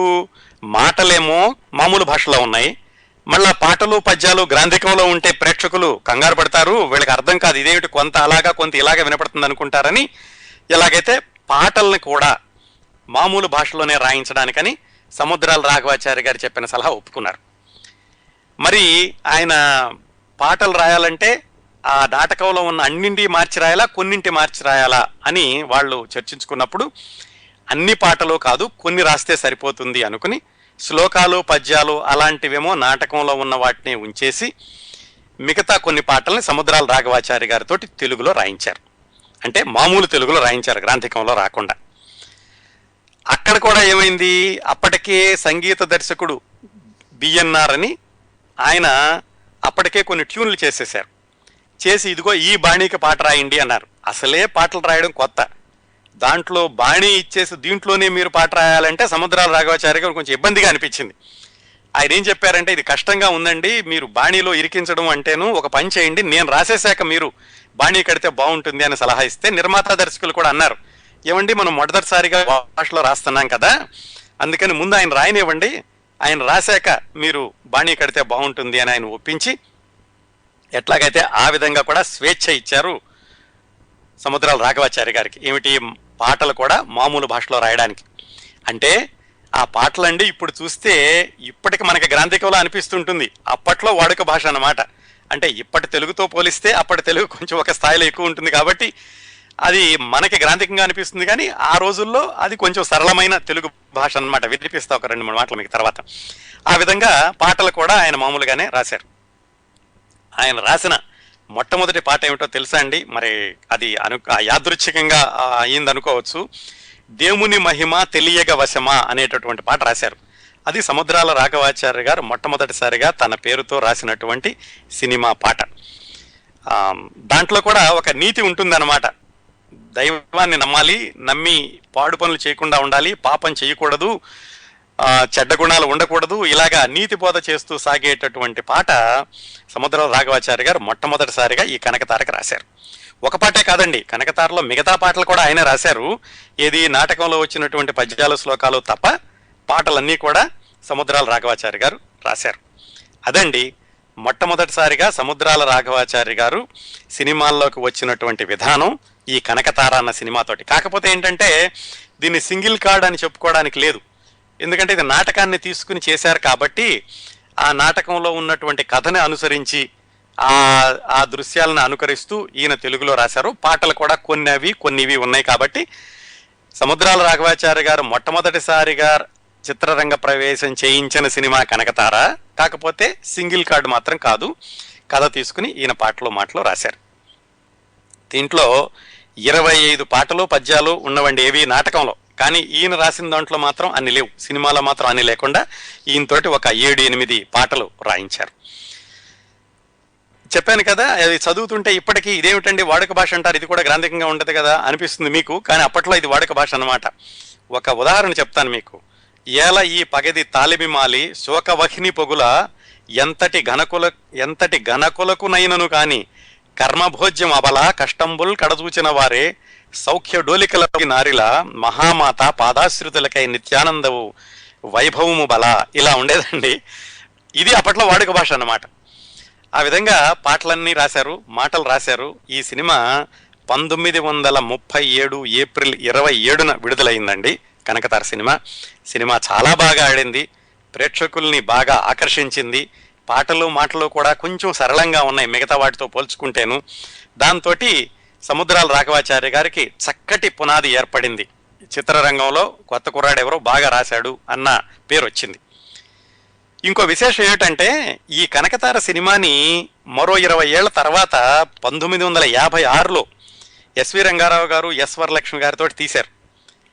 ఆ సినిమాకి కూడా సముద్రాల రాఘవాచారి గారు రాశారు. అది కూడా విశేషం అండి. ఏ సినిమాతో అయితే ఆయన చిత్రరంగ ప్రవేశం చేశారో 20 ఏళ్ల తర్వాత అదే సినిమాకి మళ్ళీ పాటలు మాటలు రాయడం అనేది బహుశా ఇంకా ఏ రచయితకే సాధ్యం కాదేమో. అది సముద్రాల రాఘవాచారి గారి విషయంలో సాధ్యపడింది. ఆ విధంగా రెండో కనకతారకు కూడా ఆయన పనిచేశారు. ఈ కనకతార చిత్రానికి వ్రాసిన రోజుల్లోనూ అంతకు ముందు అంటే ఈ ప్రజామిత్రలో పనిచేస్తున్నప్పుడే 1 సంవత్సరం ముందు గొడవల రామబ్రహ్మం గారు చెప్పారు ఈయనకి, ఇంకా కుటుంబం అంతా పెదపులివరిలోనే ఉంది, వాళ్ళని ఇంకా మద్రాసు తీసుకురాలేదు. గొడవల రామబ్రహ్మం గారు ఏం చెప్పారంటే, మనం కొంచెం స్థిరపడుతున్నాం కదా, సినిమాల్లో కూడా అవకాశాలు వచ్చేటట్టున్నాయి, మీ ఫ్యామిలీని తెచ్చేసుకోండి అని చెప్పారు. అప్పుడు 1935లో అంటే ఈ కనకతార రాయడానికి ముందే సముద్రాల రాఘవాచార్య గారు కుటుంబాన్ని అంతటినీ పెదపులివరి నుంచి మద్రాసు తీసుకొచ్చేశారు. అప్పటికే వాళ్ళ అబ్బాయి పెద్దవాడు, అప్పటికే హై స్కూల్లో ఉన్నాడు ఆయన, సముద్రాల రామానుజాచార్యులు గారు. ఆయన్ని తీసుకొచ్చి మద్రాసులో జార్జి టౌన్ హై స్కూల్లో చేర్పించారు. ఈ విధంగా ఆయన ప్రజామిత్ర పత్రికలో పనిచేస్తూనే కనకతార సినిమాకి మాటలు పాటలు రాసి మంచి పేరు తెచ్చుకోవడం, కుటుంబాన్ని కూడా మద్రాసు తీసుకురావడం జరిగింది. ఇదండి సముద్రాల రాఘవాచార్య గారి మొట్టమొదటి సినిమా విశేషాలు. ఈ కనకతార సినిమా తీస్తున్న సమయంలోనే బిఎన్ రెడ్డి గారు, హెచ్ఎం రెడ్డి గారు వీళ్ళందరూ కలిసి రోహిణి పిక్చర్స్ అని ఒక చిత్ర నిర్మాణ సంస్థను మొదలుపెట్టారు. బిఎన్ రెడ్డి గారు అంటే ఇందాక చెప్పుకున్నాం, ఇది ఆయన ఆగ్వా కంపెనీలో పనిచేస్తూ సాయంకాలం పూట వచ్చి ప్రజామిత్రలో కూర్చునేవాళ్ళు. అక్కడ సముద్రాల రాఘవాచార్య గారితో పరిచయం అని చెప్పుకున్నాం కదా, ఆయన అన్నమాట. ఆయన హెచ్ఎం రెడ్డి గారు మొట్టమొదటి టాకిల్ సినిమా తీసిన ఆయన, ప్లస్ వాళ్లతోటి కన్నాంబ గారు కూడా కలిశారు. వీళ్ళందరూ కలిసి రోహిణి పిక్చర్స్ అనేటటువంటి చిత్ర నిర్మాణ సంస్థను మొదలుపెట్టి కొత్త సినిమా తీద్దాము అనుకున్నారు. ఈ విషయం చాలాసార్లు చెప్పుకున్నామండి మనం, ఎందుకంటే నాగయ్య గారి గురించి చెప్పుకున్నాం, కన్నాంబ గారి గురించి చెప్పుకున్నప్పుడు మాట్లాడుకున్నాం, అలాగే కేవీ రెడ్డి గారి గురించి చెప్పుకున్నప్పుడు కూడా చెప్పుకున్నాం. ఎందుకంటే ఈ రోహిణి పిక్చర్స్ అనేటటువంటి సినిమాని మొదలుపెట్టినప్పుడు బిఎన్ రెడ్డి గారితో పాటుగా కేవీ రెడ్డి గారి మిత్రుడు మూలా నారాయణ స్వామిని ఆయన కూడా ఒక భాగస్వామిగా ఉండేవాడు దీంట్లోను. ఆయన ద్వారా కేవీ రెడ్డి గారు ఈ సినిమాకి క్యాషియర్గా కూడా వచ్చారు. ఈ విషయాలన్నీ క్రిందటి సంవత్సరం కేవీ రెడ్డి గారి గురించి కార్యక్రమం చేస్తున్నప్పుడు మాట్లాడుకున్నాం. అది ఈ సినిమా యొక్క ప్రత్యేకత. ఈ సినిమా పేరు గృహలక్ష్మి. నాగయ్య గారు మొట్టమొదటిసారిగా నటించిన సినిమా కూడా గృహలక్ష్మి. ఇన్ని కోణాల్లో ఎందుకు చెబుతున్నానంటే, ఇంతమంది సినీ రంగ ప్రవేశంతో ముడిపడి ఉంది ఈ గృహలక్ష్మి అన్న సినిమా. అలాగే ఆ సినిమా తీద్దామని వీళ్ళు నిర్ణయించుకున్నారు, బిఎన్ రెడ్డి గారు, హెచ్ఎం రెడ్డి గారు వీళ్ళందరూ. మరి ఆ సినిమాకి రాయాలి ఎవరైనా, ఎవరు రాస్తారు? సాంఘిక సినిమా అది. ఎవరు రాస్తారో అనుకున్నప్పుడు బిఎన్ రెడ్డి గారికి మరి సహజంగానే మిత్రుడు సముద్రాల రాఘవాచారి గారు గుర్తొచ్చారు. ఆయన సముద్రాల రాఘవాచారి గారిని అడిగారు, మిత్రమా మరి మా సినిమా కూడా రాసిపెట్టు, కొనకతార రాసావు కదా, చాలా బాగా ఆడింది అని. అయితే అదే సమయంలో సమాంతరంగా ఇంకొక సంఘటన మాలిక జరిగింది. అదేమిటంటే గూడవల్లి రామబ్రహ్మం గారు ఆ కనకతార సినిమా తీసినటువంటి సరస్వతి టాకీస్ వాళ్ళ దగ్గర నుంచి విభేదించి బయటకు వచ్చేశారు. బయటకు వచ్చేసి అదే సమయంలో చల్లపల్లి రాజా గారు మరి కొంతమంది కలిసి సారథి ఫిలిమ్స్ ప్రైవేట్ లిమిటెడ్ అనే ఒక కంపెనీ మొదలు పెడతారు. దాంట్లో గూడవల్లి రామబ్రహ్మం గారు కూడా ఒక చిన్న భాగస్వామిగా చేరారు. చేరి వాళ్ళు మాలపిల్ల అనే సినిమా తీద్దామని వాళ్ళు ప్రయత్నాలు మొదలుపెట్టారు. ఇటువైపేమో బిఎన్ రెడ్డి గారు గృహలక్ష్మి అన్న సినిమాకి రాయండి అని ఈయన అడుగుతున్నారు సముద్రాల గారిని. రెండో వైపు మిత్రుడు గూడవల్లి రామబ్రహ్మం గారు మాలపిల్ల అనే సినిమాకి ప్రయత్నాలు చేస్తున్నారు. ఆయనైతే అడగలేదు సముద్రాల గారిని, కానీ ఏం చెయ్యాలి? పైగా ఇంకొక వైపు ఈ పత్రికా భారం. గూడవల్లి రామబ్రహ్మం గారు పూర్తిగా మాలపిల్ల సినిమాకి వెళ్ళిపోవడంతో పత్రిక మొత్తం చూసుకోవాల్సిన బాధ్యత సముద్రాల గారి మీద పడింది. ఎంత గందరగోళం నెలకొనింది ఆయన నిర్ణయం తీసుకోవడానికి. అటు మిత్రుడేమో ఒక ప్రయత్నాలు చేస్తున్నాడు, పత్రిక చూసుకోవాల్సి వస్తుంది. ఇటువైపు బిఎన్ రెడ్డి గారు గృహలక్ష్మికి రాయండి అని అడుగుతున్నారు. ఆయనకి ఏం చేయాలో పాలుపోక గూడవల్లి రామబ్రహ్మం గారికి ఒక ఉత్తరం రాశారు. మిత్రమా, నాకు ఇలా ఉన్నాయి, నువ్వు కూడా సినిమా తీస్తున్నావు, మరి రేపో మాపో నువ్వు కూడా నన్ను అడుగుతావేమో, మరి ఈ పత్రికేమో ఇలా ఉంది, ఏం చేయమంటావు అని. ఆయన ఏం చెప్పారంటే, ఒక పని చేయండి ఆచార్యులు గారు, మీరు వెళ్ళిపోండి గృహలక్ష్మి సినిమాకి, పత్రికకి మీరు రాజీనామా చేసేయండి. నా సినిమా అంటారా, నాకు ఇంకా టైం పట్టేటట్టుంది, నా సినిమా కోసం మీరు వేచి ఉంటే గనక ఆ అవకాశం పోతుంది. పైగా బిఎన్ రెడ్డి గారు కూడా మనకి తెలిసిన ఆయనే, మనకి చిరకాల పరిచయం, ఆయనతోటి వెళుతున్నారు కాబట్టి మీకు ధైర్యంగా ఉంటుంది, మీరు ధైర్యంగా ఉద్యోగానికి రాజీనామా ఇచ్చేసి వెళ్ళండి అని సముద్రాల గారికి సలహా ఇచ్చారు గూడవల్లి రామబ్రహ్మం గారు. దాన్ని భరోసాగా చేసుకుని సముద్రాల రాఘవాచారి గారు ఏప్రిల్ 12, 1937 ఆ రోజున పత్రిక ఉద్యోగానికి రాజీనామా చేసి, ఏమైనా సరే ఇక సినిమా రంగంలోనే నా వృత్తి అనుకుని ఆయన పూర్తి స్థాయి సినీ రచయితగా సినీ రంగంలో స్థిరపడడానికి నిర్ణయించుకున్నారండి. అలాంటి క్షణాలు చాలా విలువైనవి, చాలా చాలా జాగ్రత్తగా నిర్ణయం తీసుకోవాల్సినటువంటి క్షణాలు. ఎన్టీ రామారావు గారి గురించి మాట్లాడుకున్నప్పుడు కూడా ఇలాగే చెప్పుకున్నాం. ఆయన ఎన్నిసార్లు వేరే అవకాశాలు వచ్చినప్పటికీ ఇంట్లో వాళ్ళు ఆయనకు బయటికి వెళ్ళనివ్వకుండా అక్కడ గుంటూరులోనూ విజయవాడలోనూ అక్కడే ఉద్యోగం చేసుకుంటూ ఉండమని బలవంతం చేస్తే, ఆయన మద్రాసులో అవకాశం వచ్చిందని ఇంట్లో వాళ్ళు వద్దంటున్నా సరే ఆయన మద్రాసు ఇలా మనదేశం సినిమాలోనూ ఆ తర్వాత పల్లెటూరు పిల్లలను వేశారు. ఆ విధంగా ఒక నిర్ణయం అండి జీవితాన్ని మారుస్తుంది. అటు వెళ్ళాలా ఇటు వెళ్ళాలా అనేది. సముద్రాల రాఘవాచారి గారు కూడా ఒక గట్టి నిర్ణయం తీసుకుని ఎలాగైనా ఇక్కడ సినిమాల్లోకి వెళదాం అనుకుని ఉద్యోగానికి రాజీనామా చేసి ఆ గృహలక్ష్మి సినిమాకి మాటలు పాటలు రాయడానికని ఆయన సంసిద్ధులయ్యారు. రెండో వైపున గూడవల్లి రామబ్రహ్మం గారు ఆ సినిమా ఇంకా ప్రయత్నాల్లో ఉంది, ఇంకా మొదలవలేదు. గృహలక్ష్మి చిత్రం మాత్రం మొదలైపోయింది. దీనికి సముద్రాల రాఘవాచారి గారు కథ, మాటలు, పాటలు అన్నీనండి. ఒక విధంగా చెప్పాలంటే సింగిల్ కార్డ్ అనమాట. మనం నాగయ్య గారి గురించిన కార్యక్రమం చేస్తున్నప్పుడు ఒక శ్రోత ఫోన్ చేసి చెప్పారు, గృహలక్ష్మి సినిమాకు ప్రత్యేకత ఉందండి, సముద్రాల గారు మొట్టమొదటిసారిగా మాటలు, పాటలు, కథ అన్ని రాశారు అని. అది ఆ విషయం ఇప్పుడు ప్రస్తావించుకుంటున్నాం అనమాట. సముద్రాల రాఘవాచారి గారికి అప్పటికే కుటుంబం రేపల నుంచి వచ్చేసి ఉంది. ఆయన ఏం చేశారంటే, హెచ్ఎం రెడ్డి గారు అంటే ఆ దర్శకుడు ఈయనకి నెలకి 70 రూపాయల జీతం, నెలకి 70 రూపాయల జీతం మీద కథ, మాటలు, పాటలు అన్నీ రాసేటటువంటి బాధ్యతని ఈయనకి అప్పగించారు. ఆ సినిమాలో 12 పాటలు 3 పద్యాలు ఉన్నాయి. పైగా కథాపరంగా పాటలన్నీ కూడా చాలా వైవిధ్యంతో రాయాల్సి వచ్చింది. ఏమిటి, ప్రేమ గీతాలు ఉన్నాయి, దాంట్లో శృంగారపరమైన గీతాలు ఉన్నాయి, ప్రబోధాత్మకమైన గీతాలు ఉన్నాయి. వీటన్నింటినీ ఆయన రాయాలి. పైగా ఇది సాంఘిక చిత్రం. ఆయన రాసిన కనకతారేమో జానపద చిత్రం. అంతకుముందు ఆయన సహాయం చేసిన 1-2 సినిమాలేమో అవి పౌరాణికాలు. సాంఘికానికి మొట్టమొదటిసారిగా రాయడం. ఇప్పటికే ఆయన సరళమైన తెలుగులో రాద్దామని చెప్పేసి కనకతారలో వాళ్ళని ఒప్పించి రాశారు.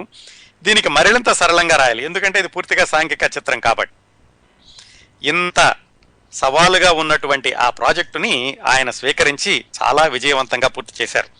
ఎందుకంటే ఆ తర్వాత గృహలక్ష్మి సినిమా అద్భుతంగా ఆడింది. రకరకాల కారణాలు అనుకోండి. అంటే దాంట్లో కాంచనమాల గారు ఉన్నారు, ఈ విషయాలు కూడా చెప్పుకున్నాం మనం. కాంచనమాల గారి యొక్క గ్లామర్ ని ఎక్స్పోజ్ చేసి సినిమా ఆడించారు అనే దర్శకుడి మీద కొన్ని అపవాదాలు కూడా వచ్చినాయి. కథ కూడా బాగుంది.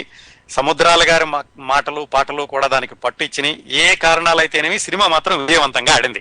దాంతో రాఘవాచారి గారికి మరింత పేరు వచ్చింది.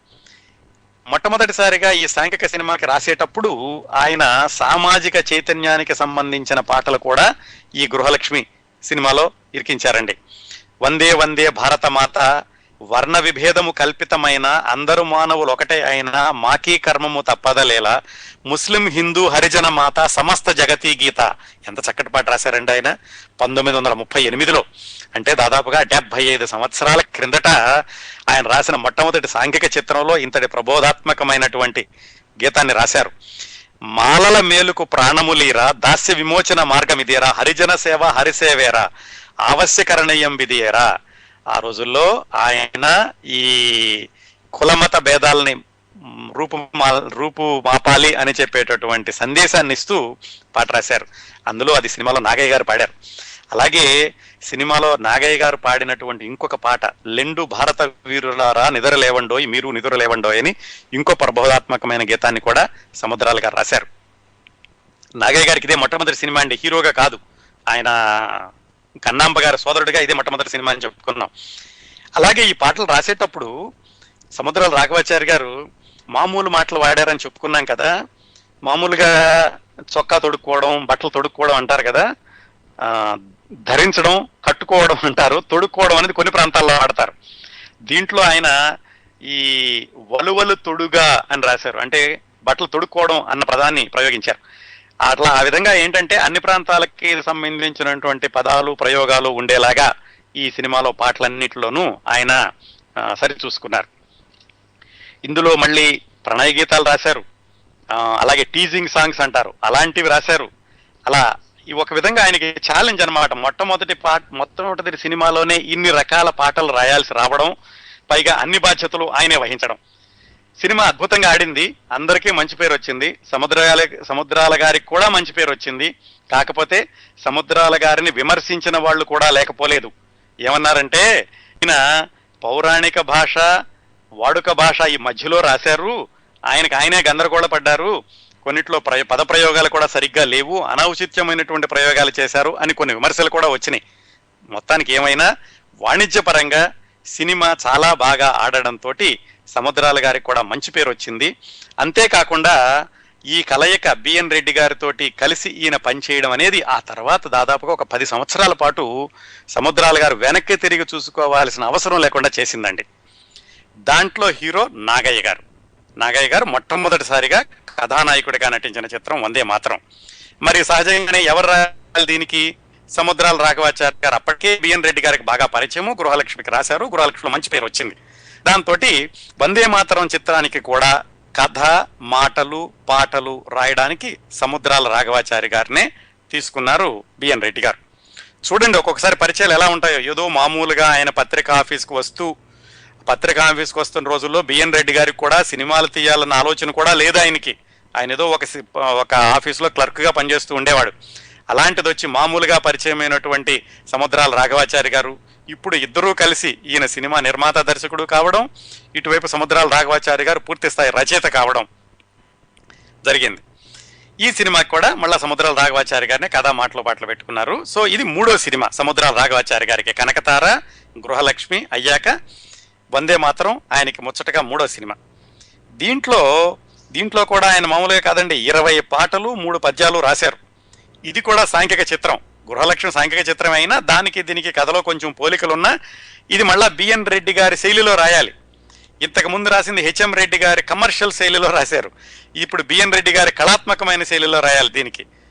ఇవన్నీ కూడా ఆయనకి చిత్రరంగంలో ప్రవేశించిన మొట్టమొదట్లోనే ఎదురైనటువంటి సవాళ్లు ఇలాంటివన్నీ. ఈ సినిమాలో సముద్రాల రాఘవాచారి గారు రాసిన మామూలు ప్రేక్షకులకు కూడా అర్థమయ్యేటటువంటి సంభాషణలు చాలా ఆకట్టుకున్నాయటండి. అసలు ఈ సినిమా ప్రకటనకే ఏమని రాశారంటే, కథానాయకి జానకి కలియుగ జానకి, ఆమెను గాసిపెట్టిన అత్తగారి ఇల్లు మాడి మశానమైనది, ఆమెను మనసారా ప్రేమించి ఆమెకై శోకించి జీవించిన రఘురాముడు ఆనందుడైనాడు. ఇలా రాశారు. ఇదంతా అడ్వర్టైజ్మెంట్ లో ఉండేదండి. ఇప్పుడు మనం ట్యాగ్ లైన్ అంటాం చూడండి, అలా ఒక లైన్ కాకుండా కథనంతటినీ కూడా ప్రేక్షకులకి అర్థమయ్యేలాగా ఇలాగ 1-2 వాక్యాలు రాస్తూ ఉండేవాళ్ళు. ఇవన్నీ కూడా సముద్రాల రాఘవాచారి గారే రాశారు. అలాగే దీంట్లో ఒక పాత్ర తమిళ యాసతో మాట్లాడుతూ ఉంది. అది కూడా సముద్రాల రాఘవాచారి గారు చాలా ప్రతిభావంతంగా రాశారు.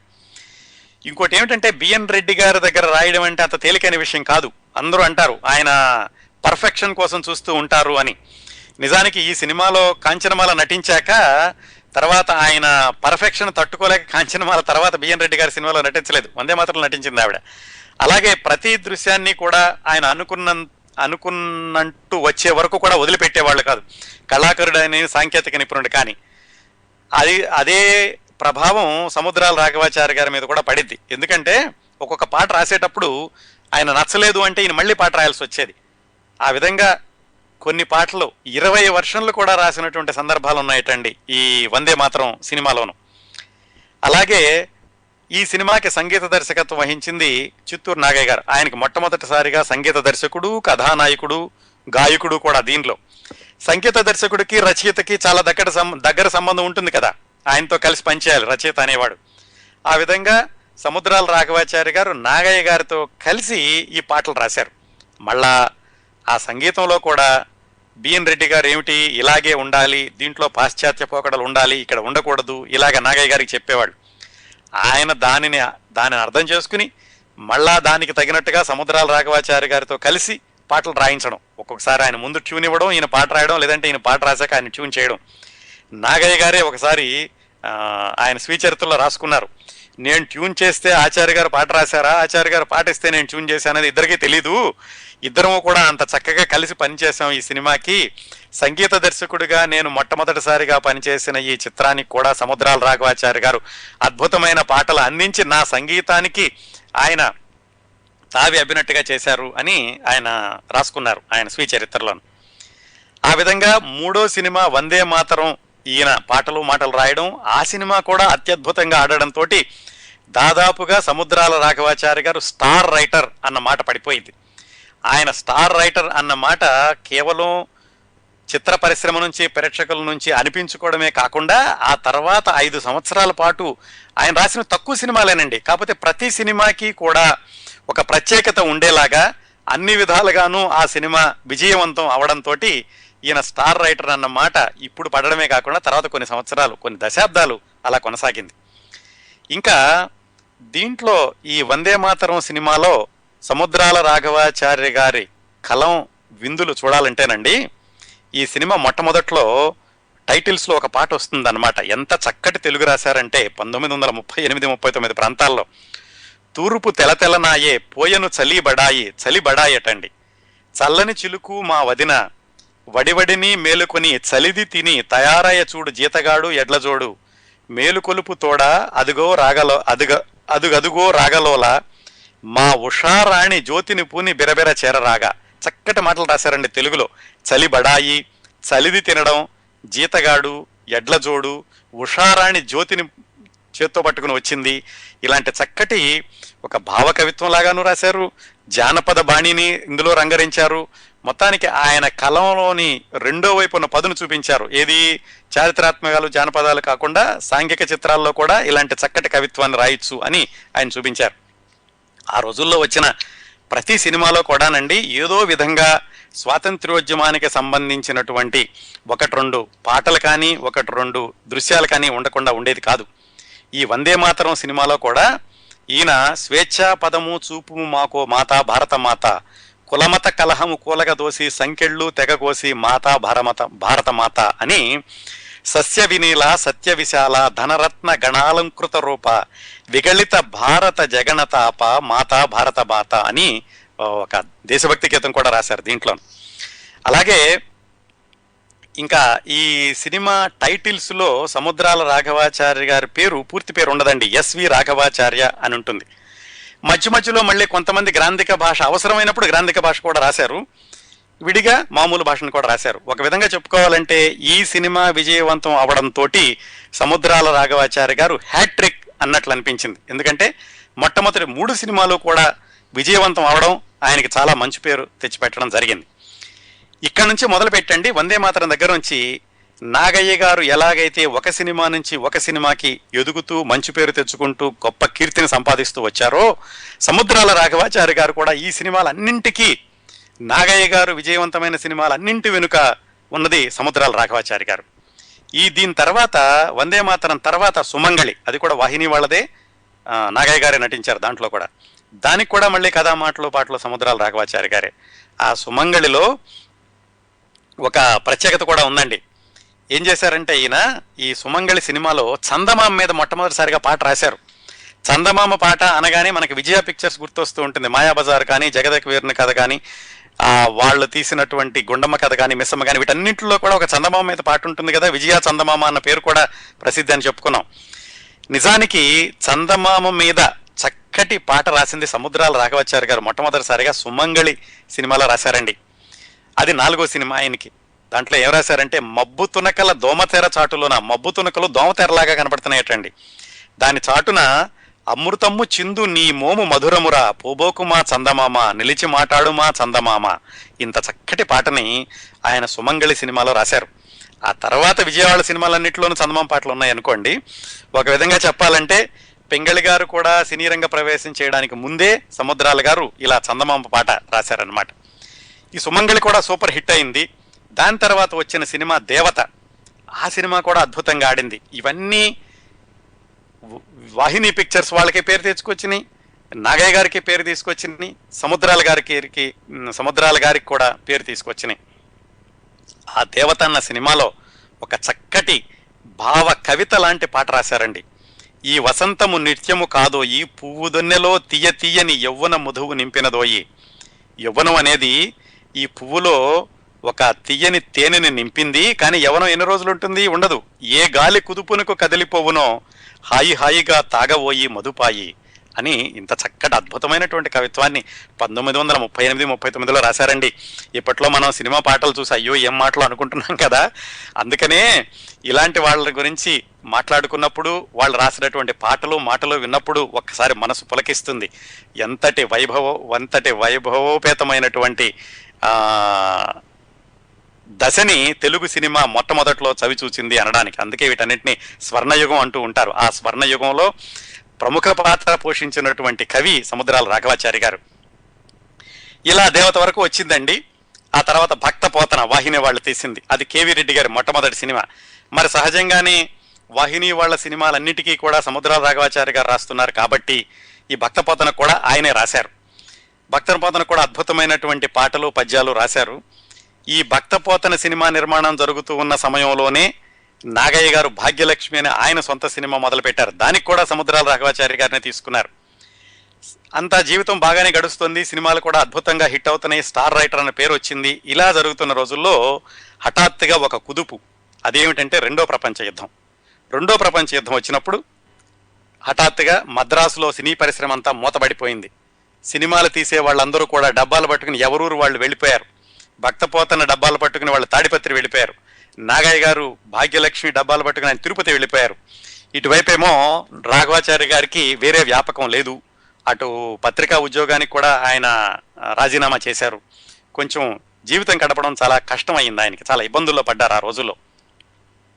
అయితే ఎవరో కొంచెం రికమెండ్ చేసి ఆయనకి జెమినీ వాళ్ళ సినిమా జీవన్ ముక్తి అని ఉంటే దానికి కేవలం పాటలు రాయడానికి మాత్రం వెళ్ళి ఏవో కొంత ఉపాధి సంపాదించుకున్నారు. అదే సమయానికి ఆయన కొంచెం అనారోగ్యం కూడా వచ్చి ఉబ్బసం వచ్చి ఆయన చాలా అనారోగ్యం పాలు కూడా అయ్యారు. ఈలోగా వాళ్ళ అబ్బాయి తర్వాత రోజుల్లో జూనియర్ సముద్రాల అని పేరు తెచ్చుకున్నారు, సముద్రాల రామానుజాచారి గారు. ఆయన సైన్స్ డిగ్రీ పూర్తయ్యి వాళ్ళ నాన్నగారికి సహాయం చేస్తూ ఈ రచనలలో వాటిల్లోనూ సహాయకుడిగా ఉంటూ ఉండేవాళ్ళు. డాక్టర్లు ఏం చెప్పారంటే, మీరు ఎక్కువ శ్రమ చేయకూడదండి, కొంచెం రెస్ట్ తీసుకోవాలి, ఆ విశ్రాంతి తీసుకోవాలి 5-6 నెలలు అని సముద్రాల రాఘవాచారి గారికి చెప్పారు. మరి విశ్రాంతి తీసుకుంటే కుటుంబం జరిగేటటువంటి పరిస్థితులు కావు. అందుకని ఆయన చాలా ఇబ్బందులు పడ్డారు ఆ రోజుల్లో. ఆ సమయంలో మళ్ళీ సముద్రాల రాఘవాచారి గారిని సహాయం చేసి ఆదుకున్నది ఆయన చిరకాల మిత్రుడు గూడవల్లి రామబ్రహ్మం గారు. ఆయన ఏం చేశారంటే ఆయన పంతులమ్మ అనే సినిమా తీస్తూ, ఓ పని చేయండి ఆచార్య గారు, మీరు రాయడానికి కనుక మీకు ఇబ్బందిగా ఉంటే కనీసం నిర్మాణ పర్యవేక్షణ ఇలాంటి పనులు చూడండి, నేను మీకు పారితోషికం ఇచ్చేలాగా చేస్తాను అని ఆయన సముద్రాల రాఘవాచారి గారికి సహాయం చేశారు. అలా ఆయన మిత్రుడి దగ్గర సహాయం తీసుకుని వాళ్ళ అబ్బాయి కూడా సహాయం చేస్తుంటే జీవితం గడుపుతున్న రోజుల్లో 43, 45 ఆ సంవత్సరాల్లో ఆరోగ్యం బాగా దెబ్బతింది సముద్రాల రాఘవాచారి గారికి. ఆ దెబ్బతిన్న రోజుల్లోనే మళ్ళా గూడవల్లి గారే చిన్న చిన్న సహాయాలు చేస్తూ ఉండేవాడు. మాయాలోకం అని ఆ చిత్రాన్ని కూడా ఏవో కొంచెం రాసేటటువంటి ఆయనకు అవకాశం ఇచ్చి, అట్లాగే వాళ్ళ అబ్బాయికి కూడా సముద్రాల రామానుజాచార్య గారితో కూడా కలం పట్టించి ఆయనతో కూడా ఒక పాట రాయించారు, సహాయం చేసినట్టుగా ఉంటుంది కదా అని. ఆ విధంగా మొత్తానికి తండ్రి కొడుకులు ఇద్దరు కష్టపడుతూ ఆ 43, 45 ఆ సంవత్సరాల్లోనూ మొత్తానికి ఆ కష్టాలను అధిగమించారు. మళ్ళీ 45 తర్వాత సముద్రాల రాఘవాచారి గారికి మామూలుగా సినిమాలని రావడం, ఆయన ఆరోగ్యం కుదుట పడడం జరిగింది. ఆ రోజుల్లోనే తండ్రి కొడుకులు ఇద్దరూ కలిసి కడలి పొంగులు అనేటువంటి ఒక పద్య కావ్యాన్ని కూడా రాశారండి. ఎందుకంటే సముద్రాల రామానుజాచారి గారు కూడా వాళ్ళ నాన్నగారిలో ఉన్నటువంటి పాండిత్యం అంతా అబ్బింది. అందుకే ఆ తర్వాత దాదాపుగా 15 సంవత్సరాల పాటు వాళ్ళ నాన్నగారు, 20 సంవత్సరాల పాటు వాళ్ళ నాన్నగారు రాశారు, ఈయన రాశారు. ఆ రోజుల్లో ఈయనేమో సీనియర్ సముద్రాలు అనేవాళ్ళు, ఆయనేమో జూనియర్ సముద్రాల అంటూ ఉండేవాళ్ళు అనమాట. ఆ ఇద్దరి కలయిక ఈ 1945, 46 నుంచి జూనియర్ సముద్రాల గారు చదువు అయిపోవడం దగ్గర నుంచి మొదలైంది. అయితే ఏమిటంటే ఈయన సినిమా రంగంలో పడుతున్నటువంటి ఇబ్బందులు తను చూసి కొడుకు కూడా అలాంటి ఇబ్బందులకు పూర్తిగా రాకూడదు, ఏదైనా ఒక టెక్నికల్ డిగ్రీ ఉంటే బాగుంటుంది అనుకుని వాళ్ళ అబ్బాయికి రేడియో ఇంజనీరింగ్లో డిప్లొమా కోర్సు చదివించారు. ఎప్పుడైనా అత్యవసరం అయితే కనుక ఉద్యోగం చేయడానికి కూడా ఉంటుంది అని. ఆ విధంగా 42 నుంచి 45 వరకు చాలా కష్టాలు పడ్డారు. అక్కడి నుంచి అధిగమించాక 45లో ఆయనకి మరొక మంచి సినిమాకి పనిచేసే అవకాశం రావడంతో మళ్ళా కుదురుకోవడమే కాకుండా 45 నుంచి మరొక దాదాపు 25 సంవత్సరాలు అంటే 68లో ఆయన చనిపోయే వరకు కూడా అద్భుతమైనటువంటి సినిమాలకి ఆయన రాశారు. వాహిని పిక్చర్స్ వాళ్ళు తీస్తున్నటువంటి స్వర్గసీమ అనే సినిమాకి రాసేటటువంటి అవకాశం వచ్చింది. అయితే ఈ స్వర్గసీమ సినిమా చక్రపాణి గారు కథ కొంతసేపు మాటలు కూడా రాశారు. ఆయనతో కలిసి మాటలు రాసేటటువంటి అవకాశం వచ్చింది సముద్రాల రాఘవాచారి గారికి. ఆయన అప్పుడే ఆరోగ్యం నుంచి కాస్త కుదుటపడి మంచిగా అయ్యాక మళ్ళీ చిత్రరంగ ప్రవేశం చేసినటువంటి సినిమా ఈ స్వర్గసీమ. అప్పటి వరకు కొంచెం కొంచెం చేస్తూ వచ్చారు. ఈ స్వర్గసీమ సినిమా కూడా వాహిని వాళ్ళది అద్భుతంగా ఆడింది. అక్కడి నుంచి ఇంకా వరుసనే 45 నుంచి 68 వరకు కూడా ఆయన ఏమాత్రం ఎదురు లేకుండా 25 కాదండి, మొట్టమొదటి నుంచి కూడా చూసుకుంటే 37 నుంచి కూడా చూసుకుంటే 68 వరకు ఆ 30 సంవత్సరాల్లో ఏ చరిత్ర సృష్టించిన తెలుగు సినిమా చరిత్రని మలుపు తిప్పిన ఏ సినిమాని తీసుకున్నా కానీ అది సముద్రాల రాఘవాచారి గారి కలం బలమే అయి ఉంటుంది. ఆ విశేషాల కార్యక్రమం ముగించబోయే ముందు చెప్తాను. ఈలోగా ఏం చేద్దామంటే సముద్రాల గారితోటి చాలా అనుబంధం ఉన్నటువంటి మిగతా చిత్ర ప్రముఖులు కొంతమంది తెలుసుకుందాం. సముద్రాల గారి వల్ల చిత్రరంగంలో స్థిరపడిన మరొక చిత్ర ప్రముఖుడు ఘంటసాల మాస్టర్. ఆయన అత్తగారి ఊరు సముద్రాల రాఘవాచారి గారి పెదపులివర్ అన్నమాట. అందుకని నేను ఎప్పుడో ఒకసారి అక్కడికి వెళ్ళినప్పుడు ఘంటసాల గారిని చూసి ఎవరో కుర్రాడు బాగా పాడుతున్నాడని, సరే అయితే నువ్వు కూడా మద్రాసురా ఏదో ఒకటి ఇప్పిస్తానని ఆయనే ఘంటసాల మాస్టర్ని మద్రాసు తీసుకెళ్లారు. ఇంత అద్భుతమైన స్వరం పెట్టుకుని పల్లెటూళ్ళలో ఏముంటావని. అక్కడికి తీసుకెళ్ళాక మళ్ళా ఘంటసాల మాస్టర్ని ఎక్కడైనా స్థిరపరిచేటటువంటి బాధ్యత కూడా ఆయనే తీసుకుని వెళ్ళగానే నాగయ్య గారికి పరిచయం చేశారు. నాగయ్య గారు అప్పట్లో త్యాగయ్య సినిమా తీస్తున్నారు.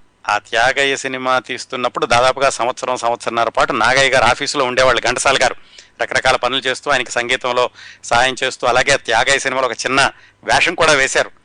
సీతారామ జననం అక్కినేని నాగేశ్వరరావు గారు మొట్టమొదటి సినిమా, దాంట్లో కూడా ఒక చిన్న వేషం వేశారు ఘంటసాల మాస్టర్. స్వర్గసీమ ఇప్పుడు ఈయన రాస్తున్నటువంటి సముద్రాల గారు రాసినటువంటి స్వర్గసీమలో భానుమతి గారితో కలిసి మొట్టమొదటిసారిగా ఘంటసాల గారికి పాడించే అవకాశాన్ని కూడా సముద్రాల గారే ఇప్పించారు. ఆ తర్వాత మన దేశం సినిమా తీసేటప్పుడు నిర్మాత కృష్ణవేణి గారికి ఘంటసాల గారిని సంగీత దర్శకుడిగా పెట్టుకోమని చెప్పింది కూడా సముద్రాల రాఘవాచారి గారే. ఆ విధంగా కేవలం తీసుకెళ్లడమే కాకుండా ఆయన్ని స్థిరపరిచేటటువంటి పూర్తి బాధ్యతని సముద్రాల గారే తీసుకుని ఘంటసాల గారు పైకి రావడంలో ప్రతి దశలోనూ ఆయనకు సహాయం చేశారు. ఘంటసాల గారు ఒక చోట రాసుకున్నారు, సముద్రాల గారంటే నాకు ఒక తండ్రి గురువు లాంటి వాడు, నా జీవితానికి మార్గదర్శకుడు. అందుకని ఆయన ఏం చేస్తుండేవాళ్ళంటే, మద్రాసు వచ్చి ఘంటసాల గారు సంపాదించడం మొదలుపెట్టినప్పుడు డబ్బులన్నీ తీసుకెళ్లి సముద్రాల గారికి ఇస్తూ ఉండేవాళ్ళట. ఆయన డబ్బులన్నీ దాచిపెట్టి ఘంటసాల గారు ఒక ఇల్లు కొనుక్కోవడానికి ఆయన ఇచ్చారు. ఇలా ఇలా ఇలా ఇలా జాగ్రత్తగా గనక వీటిని పొదుపు చేసుకుంటూ ఉంటే ఉంటుంది అని ఆయనే సహాయం చేసి అట్లా చాలా జాగ్రత్తగా ఆత్మీయుడిలాగా చూసుకుంటూ ఉండేవాళ్ళు ఘంటసాల గారిని. ఆ విధంగా ఇంకొక ఆత్మీయుడు సముద్రాల గారితో కలిసి పడుగుపేకలాగా అల్లుకుపోయి చిత్రరంగంలో మళ్ళా తర్వాత పేరు తెచ్చుకున్న వ్యక్తి మల్లాది రామకృష్ణ శాస్త్రి గారు. ఆయన కూడా, ఆయన బందర్ అని చెప్పుకున్నాం కదా, బందర్ దగ్గర చిట్టిగూడూరు. ఆయన కూడా హైదరాబాద్ వచ్చి ఈ సినిమా రంగంలో స్థిరపడేటటువంటి సమయంలో సముద్రాల గారితో కలిసి చాలా సంవత్సరాలు స్నేహం చేశారు. చాలా మంది ఏమిటంటే కొన్ని సముద్రాల గారి పాటల వెనుక మల్లాది రామకృష్ణ శాస్త్రి గారి హస్తం ఉంది అంటారు. అవన్నీ రూఢైన వార్తలు కాదు కాబట్టి వాటిని మనం ఎవరెవరో రాసిన వార్తలుగానే పరిగణించి అక్కడ వదిలేసేస్తే, మల్లాది గారిని మాత్రం సముద్రాల గారు చాలా జాగ్రత్తగా, అంటే చాలా చాలా మిత్రుడిలాగా, చాలా ఆత్మీయుడిలాగా చూసుకుంటూ ఉండేవాళ్ళు. మల్లాది గారు కూడా సముద్రాల గారిని గురుతుల్యుడిగా భావిస్తూ ఉండేవాళ్ళు. వాళ్ళిద్దరి అన్యోన్యత చిట్ట చివరి వరకు కూడా కొనసాగింది. ఇంకొక వ్యక్తి, సముద్రాల గారు చాలా బిజీగా ఉండడం వల్ల అవకాశం తెచ్చుకున్న ఇంకొక వ్యక్తి పింగళి నాగేంద్రరావు గారు. అదేమైందంటే, వాహిని వాళ్ళు గుణసుందరి కథ సినిమా తీస్తున్నప్పుడు సముద్రాల గారితో రాయించాలి, ఎందుకంటే వాహిని వాళ్ళ సినిమాలన్నీ సముద్రాల గారే రాస్తున్నారు కాబట్టి. అయితే ఏమైంది, సముద్రాల గారు మళ్ళీ ఆరోగ్యం కుదుటపడి ఆయన మళ్ళీ స్వర్గసేతో మళ్ళీ బిజీ అయిపోయాక వచ్చింది గుణసుందరి కథ 1949 ప్రాంతాల్లో. అప్పుడు ఆ సినిమాకి సముద్రాల గారు బిజీగా ఉండడంతో ఇంకొక ఎవరైతే బాగుంటుంది అని కేవీ రెడ్డి గారు చూస్తుంటే, కేవీ రెడ్డి గారి దగ్గర ఉన్నటువంటి కమలాకర కామేశ్వరరావు గారు, మా ఊళ్ళో ఒక ఆయన ఉన్నారు పింగళి నాగేంద్రరావు గారు అని బందర్ నుంచి పింగళి నాగేంద్రరావు గారిని తీసుకెళ్లారు. ఆ విధంగా సముద్రాల గారు బిజీ అవ్వడంతో పింగళి నాగేంద్రరావు గారికి చక్కటి అవకాశం దొరికింది. ఒకవేళ సముద్రాల గారి రాసి ఉంటే పింగళి గారికి గుణసుందరి కథలో అవకాశం రాకపోయి ఉంటే కథలన్నీ వేరే విధంగా ఉండుండేవి. ఆ తర్వాత ఏమైంది, పింగళి గారు ఒక ధోరణిలోనూ, సముద్రాల గారు ఇంకొక ధోరణిలోనూ చాలా సంవత్సరాలు కొనసాగారు. పింగళి గారు పూర్తిగా విజయ చిత్రాలకు అంకితం అయిపోతే, సముద్రాల గారు వాహిని వాళ్ళ చిత్రాలకు అంకితం అయినట్టుగా రాసుకుంటూ వచ్చారు వాళ్ళిద్దరూ. ఇంతే కాకుండా సముద్రాల గారు ఆ చిత్రసీమలో ఉన్నటువంటి అందరితోటి సత్సంబంధాలు కొనసాగిస్తూ ఉండేవాళ్ళు. అలాగే సముద్రాల గారికి కూడా సినిమా రంగంలో ఉన్న వాళ్ళందరికీ ఈయనంటే చాలా గౌరవం. కేవలం కవి కాకుండా పండితుడు, అన్ని హిట్ సినిమాలకి రాస్తున్నారు, అన్ని రకాల సినిమాలకి రాస్తున్నారు అని అందరూ కూడా చాలా గౌరవంగా చూసేవాళ్ళు సముద్రాల రాఘవాచారి గారిని. ఎన్టీ రామారావు, అక్కినేని నాగేశ్వరరావు గారు సినీ రంగ ప్రవేశం చేసిన కొత్తలో ఆ కుర్రాడు, అంటే తెలుగు సినిమాల్లోనండి హీరోలుగా వేసిన వాళ్ళల్లో అతి చిన్న వయసులో చిత్రరంగ ప్రవేశం చేసిన అక్కినేని నాగేశ్వరరావు గారే. అంతకుముందు వచ్చినటువంటి హీరోలు చిత్తూరు నాగయ్య గారు, సిహెచ్ నారాయణరావు గారు, వాళ్ళందరూ కూడా 30 ఏళ్ళు దాటిన వాళ్లే. దాదాపుగా 20 సంవత్సరాలకు అటు ఇటుగా చిత్రరంగ ప్రవేశం చేసి హీరోగా నిలదొక్కుంది అక్కినేని నాగేశ్వరరావు గారు. అందుకని అంత చిన్నపిల్లాడు వచ్చినప్పుడు సముద్రాల రాఘవాచారి గారే ఆయనకి సలహాలు ఇస్తూ కొన్ని పుస్తకాలు కొనిపెట్టి ఎరా నాగు అని పిలుస్తూ ఉండేవాళ్ళట ఆయన. ఇగో ఈ పుస్తకాలు చదువు, ఈ పుస్తకాలు చదివితే నీకు పాత్రల మనస్తత్వాలు, సినిమాల్లో ఎలా నటించాలి, సినిమాల్లో నటించేటప్పుడు పాత్రను ఎలా అర్థం చేసుకోవాలి, ఇలాంటివన్నీ తెలుస్తాయి అని అక్కినేని నాగేశ్వరరావు గారికి పుస్తకాలు ఇచ్చి ఆయన్ని విద్యావంతుడిగా చేసింది సముద్రాల గారే అని అక్కినేని నాగేశ్వరరావు గారే రాసుకున్నారు ఆయన జీవిత చరిత్ర రాసేటప్పుడు. ఇలా సముద్రాల గారు కథా, మాటలు, పాటలు, చిత్ర అనువాదం వీటన్నిటిలోనూ బిజీగా ఉంటున్న రోజుల్లో దగ్గర మిత్రులతోటి కలిసి వినోద పిక్చర్స్ అనేటటువంటి ఒక నిర్మాణ సంస్థలో భాగస్వామ్యం కూడా తీసుకున్నారు ఆయన. ఆ నిర్మాణ సంస్థ భాగస్వామ్యంలోనే స్త్రీ సాహసం అనేటటువంటి సినిమా మొట్టమొదటిసారిగా వచ్చింది. ఆ తర్వాత వాళ్లే శాంతి అని ఒక సినిమా తీశారు. ఆ తర్వాత వాళ్ళు తీసిన సినిమానే దేవదాస్. ఆ 3 సినిమాలు తీసినటువంటి వినోద పిక్చర్స్ లో సముద్రాల రాఘవాచారి గారు కూడా భాగస్వామ్యం తీసుకున్నారు. ఇంకా దేవదాస్ సినిమా అనగానే ఆ పాటల గురించి వేరే చెప్పాల్సిన అవసరం లే కదా, ఆ ఒక్క పాటల గురించే మనం 2-3 గంటలు మాట్లాడుకోవచ్చండి. ఈ చిత్ర నిర్మాణంలో భాగస్వామిగా ఉన్నప్పుడు, స్త్రీ సాహసం అనే సినిమా చిత్ర నిర్మాణం జరుగుతున్నప్పుడు ఆయనకి దర్శకత్వం మీద కాస్త ఆసక్తి కలిగింది. సినిమా దర్శకత్వం చేస్తే బాగుంటుంది అని ఆయన 3 సినిమాలకు దర్శకత్వం చేశారండి. అవి పెద్దగా ఆడలేదనుకోండి. ఏంటంటే ఘంటసాల గారు సొంతంగా డబ్బులు పెట్టి సినిమా తీశారు భక్త రఘునాథ్ అని, దానికి కూడా సముద్రాల గారు దర్శకత్వం చేశారు. అట్లాగే అశ్వరాజు వాళ్ళని వినాయక చవితి సినిమా తీశారు. అలాగే ఎస్ లక్ష్మి గారు ఒక సినిమా తీశారండి బొబ్బరు వాహన అని. ఈ 3 సినిమాలకి కూడా సముద్రాల గారు దర్శకుడిగా పనిచేశారు. అంటే కాకపోతే ఆ దర్శకత్వ జీవితాన్ని తర్వాత కొనసాగించలేదు. ఆయన రచయితగానే చిట్ట చివరి వరకు కూడా జీవితం కొనసాగింది. ఆయన గుర్తుపెట్టుకున్నారు, ఇప్పటికీ కూడా ఆయన్ని గౌరవిస్తున్నారు. కాకపోతే మధ్య మధ్యలో ఆయన చేసినటువంటి ప్రయోగాలు. ఇంకా ఆయనకి వచ్చినటువంటి అవార్డులు ఇవి చెప్పుకోవాలంటే ఆ రోజుల్లో ఈ నంది అవార్డులు ఇలాంటివి ఎక్కువ ఉండే కాదు కదండి. కాకపోతే ఈ వందే మాతరం అన్న సినిమా బ్రహ్మాండంగా ఆడినప్పుడు మైసూరు సంస్థానంలోని మహారాజా గారు దాన్ని చూసి చాలా అభినందించారట. మరి ఆ అభినందనలో సహజంగానే సముద్రాల రాఘవాచారి గారికి కూడా దాంట్లో భాగం దక్కుతుంది. అట్లాగే నర్తనశాల, సముద్రాల రాఘవాచారి గారు రాసిన నర్తనశాల సినిమా 1963లో జకార్తాకి వెళ్ళింది. అది కూడా ఆయనకు దక్కినటువంటి పురస్కారంగా భావించవచ్చు. ఇదండి సముద్రాల రాఘవాచారి గారు మిగతా సినిమా ప్రముఖులతో ఉన్నటువంటి కొన్ని సంబంధాలు, ఆయన చిత్రరంగంలో చేసిన మరికొన్ని ప్రయోగాలు. ఇంకొక 15 నిమిషాల్లో మన కార్యక్రమం ముగుస్తుంది. ఒకసారి సముద్రాల రాఘవాచార్య గారు చిత్రాలు రాసినటువంటి 3 దశాబ్దాల సినిమాల్ని విహంగ వీక్షణంలాగా చూద్దాం. నిజానికి ఒక్కొక్క సినిమా తీసుకుంటే ఒక్కొక్క సినిమా గురించి మనం గంటన్నర సేపు మాట్లాడుకోవచ్చండి. అవకాశం ఉన్నప్పుడు తప్పనిసరిగా ఒక్కొక్క చిత్రం గురించి కూడా భవిష్యత్ కార్యక్రమాల్లో మాట్లాడుకుందాం. ప్రస్తుతానికి ఈ కార్యక్రమాన్ని ముగించబోయే ముందు ఈ 3 దశాబ్దాల్లో సముద్రాల గారు రాసిన సినిమాలని ఒకసారి చూద్దాం. 1937లో కదా ఆయన చిత్రరంగ ప్రవేశం చేసింది. ఆ 3 సంవత్సరాలు తీసుకుంటే 1937-40 ఆ మధ్యలో వచ్చిన హిట్ సినిమాలు ఏమిటి అని చెప్పమంటే గృహలక్ష్మి, వందే మాతరం, సుమంగళి అన్ని కూడా సముద్రాల రాఘవాచారి గారే. 40-50 మధ్యలో కొన్ని విజయవంతమైన సినిమాలని, చరిత్ర సృష్టించిన సినిమా పేర్లు చెప్పండి అంటే దేవత, భక్తపోతన, స్వర్గసీమ, త్యాగయ్య, యోగి వేమన, బాలరాజు, రత్నమాల, లైలా మజ్ను, మన దేశం అన్ని సముద్రాల రాఘవాచారి గారే. 50-60 మధ్యలో వచ్చినటువంటి కొన్ని విప్లవాత్మకమైన చిత్రాలని, చరిత్ర సృష్టించిన సినిమాలని చెప్పండి అంటే చండీరాణి, దేవదాస్, విప్రనారాయణ, అనార్కలి, దొంగరాముడు, కన్యాశుల్కం, తెనాలి రామకృష్ణ, చరణదాసి, సువర్ణ సుందరి, భూ కైలాస్, దీపావళి అన్ని సముద్రాల రాఘవాచారి గారు రాసినయే.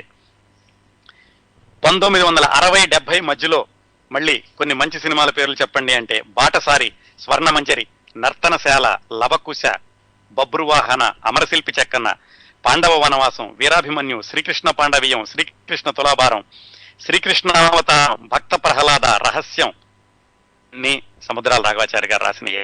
అంటే ఆయన మొత్తం అండి 30 సంవత్సరాల్లో కేవలం 80-85 సినిమాలకు మాత్రమే పాటలు రాశారు. మొత్తం రాసిన పాటలు కూడా 900-1000 మించవనుకుంటాను. కాకపోతే ఒక్కసారి వెనక్కి తిరిగి తెలుగు చలనచిత్రాన్ని పరిశీలిస్తే కనుక మంచి పాటలను ఎన్నుకోండి, ఆ సంవత్సరాల్లో, ఆ 30 సంవత్సరాల్లో మంచి పాటలు తీయంటే ఖచ్చితంగా సముద్రాల గారి పాటలు ఉండి తీరతాయి. సినిమాలు ఎన్నుకోండి అంటే సముద్రాల గారు రచన చేసినటువంటి చిత్రాలు లేకుండా తెలుగు సినిమా చిత్రాన్ని ఊహించలేం ఆ 3 దశాబ్దాల్లోనూ.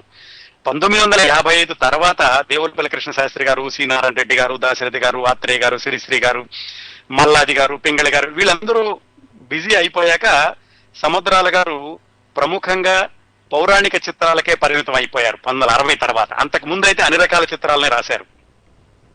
ఎన్టీ రామారావు గారికి కూడా ఏ పౌరాణిక చిత్రం గురించి పరిశోధన చేసి దాన్ని ఫైనలైజ్ చేయాలన్నా సముద్రాల రాఘవాచారి గారి యొక్క చర్చలు, ఆయన యొక్క సంప్రదింపులు లేకుండా పూర్తి చేసేవాళ్ళు కాదట ఎన్టీ రామారావు గారు.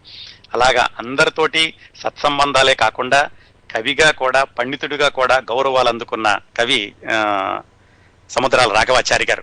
ఇప్పుడు సినిమా పేర్లు మాత్రమే చెప్పాం. ఒకసారి సినీ గీత ప్రేమికుల్ని వెనక్కి వెళ్ళి ఆ సినీ స్వర్ణ యుగంలో మంచి పాటలు చెప్పండి అంటే దాదాపుగా ఎక్కువ శాతం సముద్రాల రాఘవాచారి గారి పాటలే అయి ఉంటాయండి. బాటసారి, ఇందుకోయి తోటమాలి, అలాగే జగమే మాయ, విప్రనారాయణలోదండి, క్షమించాలి, బాటసారిలోది కాదు, విప్రనారాయణలో ఇందుకోయి తోటమాలి, అది భానుమతి గారు పాడింది, అది సముద్రాల రాఘవాచారి గారు రాసింది. ఇంకా దేవదాస్ పాటల గురించి అయితే చెప్పాల్సిన పని లేదు, జగమే మాయ బ్రతుకే మాయ.